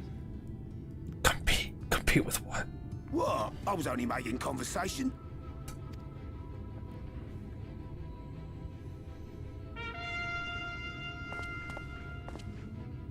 Ladies and gentlemen, your attention, please! Okay. Oh, God.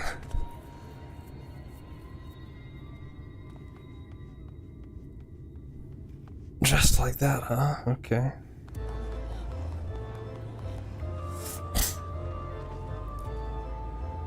Greetings to our hopeful petitioners, one and all.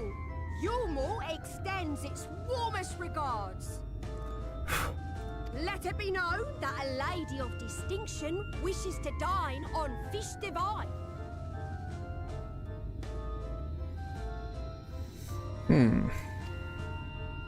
We seek a master culinarian who can guarantee seafood perfection. Dazzle the matron with your delicious dishes, and life in the city will be yours to enjoy, even on days when fish is not on the menu. Who among you will answer the call? Name yourself or another. We may not at all. Oh, God. Was there anyone? What about that girl? Do you recall how I said Yulmore was a center of power and authority?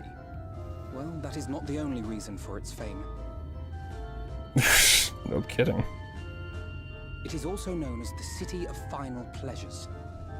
The noble and the wealthy who survived the flood gathered here to live out the rest of their days in decadent abandon. poor man could sooner pass through the Iron Needle than Yulmore's gates. The only way the common folk can enter this perverted paradise is if they fulfill the whim of one of the privileged. And so they are picked over like market produce. Good things. Some things just never change.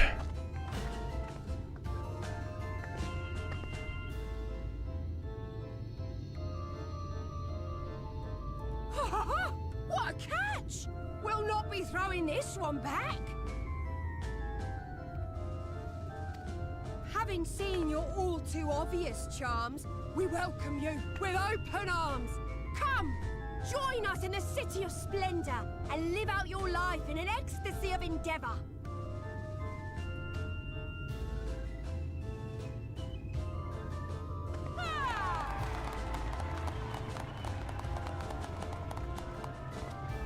Oh, just look at those expectant faces. What could you possibly be waiting for?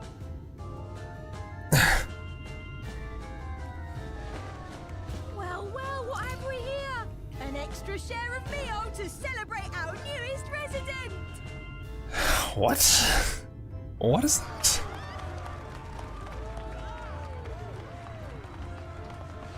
For you! Enjoy! Thank goodness. That stuff looks sus. Meal is a foodstuff which Yulmore routinely doles out to the people of Gate Town, and apparently a staple for its citizens as well. Many here rely on it to survive in these times of scarcity. Yet the whole arrangement just seems... well, let's just say it leaves a bad taste in my mouth. For sure. That also looks weird. Like, what the crap is that?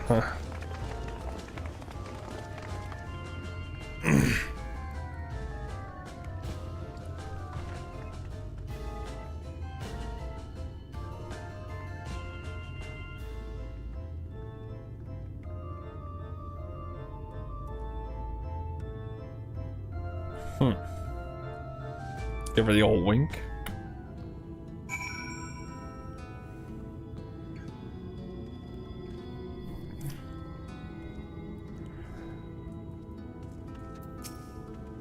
I understand why my attempts to enter the city have thus far come to naught. The dubious privilege of residency must be won via a contest with ever-changing rules. They say this policy has been in place for the past 2 decades, ever since Yulmore's current ruler came into power. Yet from what I've seen, it does more harm than good. Not only does it distract people from our shared struggle against the Sun Eaters, it robs them of their self-sufficiency. I tried to propose ways they could improve their lot, but my words invariably fall on deaf ears. The attitude is so entrenched now that, well, mayhap you should take a turn around Gate Town to judge the situation for itself.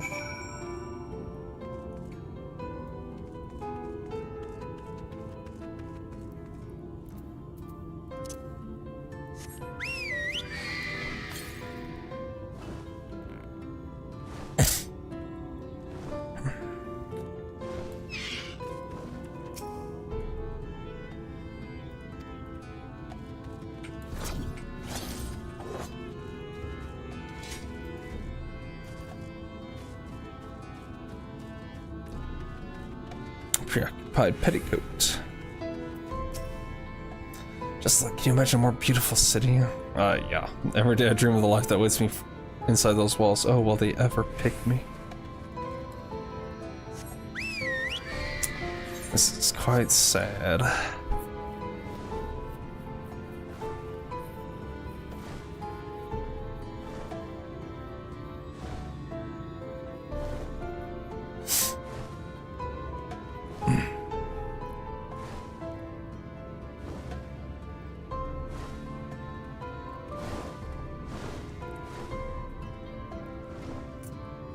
Oh, hey, it's the begrimed blue. Still here, I can't blame you for wanting a slice of Yulmore's pie. If you ask me, you should ditch that sour-faced sprite and make a home for yourself here. Gate Town's not much to look at either, but at least it's safe, and the mule is the best thing I've ever tasted. Weird. Okay.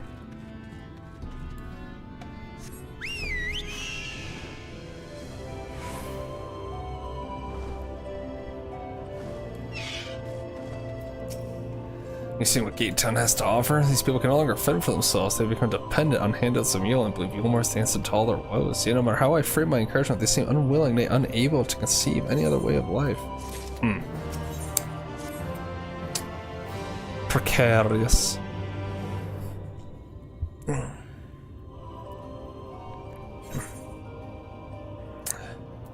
You disapprove of Yolmor? It is difficult to make a final judgment without first seeing the city's inner workings. Mayhap it is that uncertainty which always makes me feel so ill at ease here. Not that it matters, however unjust this system seems to me. If these people claim to be content with their lot, it is hardly my place to criticize their choices. But take that elderly lady you rescued. Does it not seem that those who have chosen to forego Yolmor's largesse are doomed? Doomed to suffer for their independence? In the end, they are all but forced to seek refuge in Gate Town, and so hamlets and fields across the island are left empty and untended, hastening the region's descent into ruin. Nay, I am not convinced that Yolmor's generosity truly serves the best interests of Kalusha's people. I am not so naive as to think there's some miraculous solution to all this, yet I cannot help but frown at the sight of hard-working villagers struggling to survive, even as the chosen few rejoice at being plucked from poverty by the hand of a capricious noble. There has to be a better way. I will not know for sure, however, until I have taken those long-delayed steps through Yolmor's gates. Just fortunately you arrived when you did. I have been working on a scheme to insinuate myself in the city, and if all goes to plan, it should soon come to fruition. There's a beast tribe who makes its home in the sea surrounding the island. The Ondu they are called, though you and I know them as Sahagan. For the most part, they keep themselves in their ocean grottos and rarely have dealings with land dwellers. But as Sataro took such great pains to impress upon me during our stay in Kugane, business favors the bold, so I reached out to them. I do discover that the Ondu are inordinately fond of land-grown produce, fresh fruits in particular. When I offer to produce such goods for them, they promise to pay me in pearls. An attractive business venture for any prospective investor, would you not agree? Surely even the most jaded Yolmor Lord would have time for a merchant who can make pearls from plums and pumpkins. Yes, I've come a long way since my days of buying samurai swords without first negotiating a price. My appointment with the Ondu is due to take place in a few hours. I just need to collect the produce and meet with them on the shore. Might you help me with the exchange? Alright. Excellent, I should be glad of your company. First things first, we must pay this an emotional bill on my supplier right cup. It is just to the northwest of here.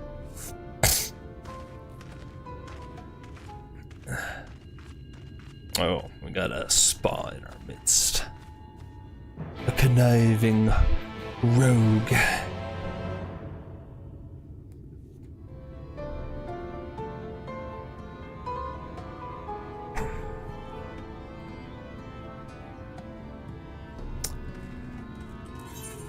Alright. But with that, I do gotta get some early sleep tonight. Unfortunately. Gotta run some errands before stuff takes off during the day. So alas, we will be back tomorrow and should have more time to be able to play for longer and whatnot as well. Looking very forward to where this all goes and takes off to. Until then, toodaloo.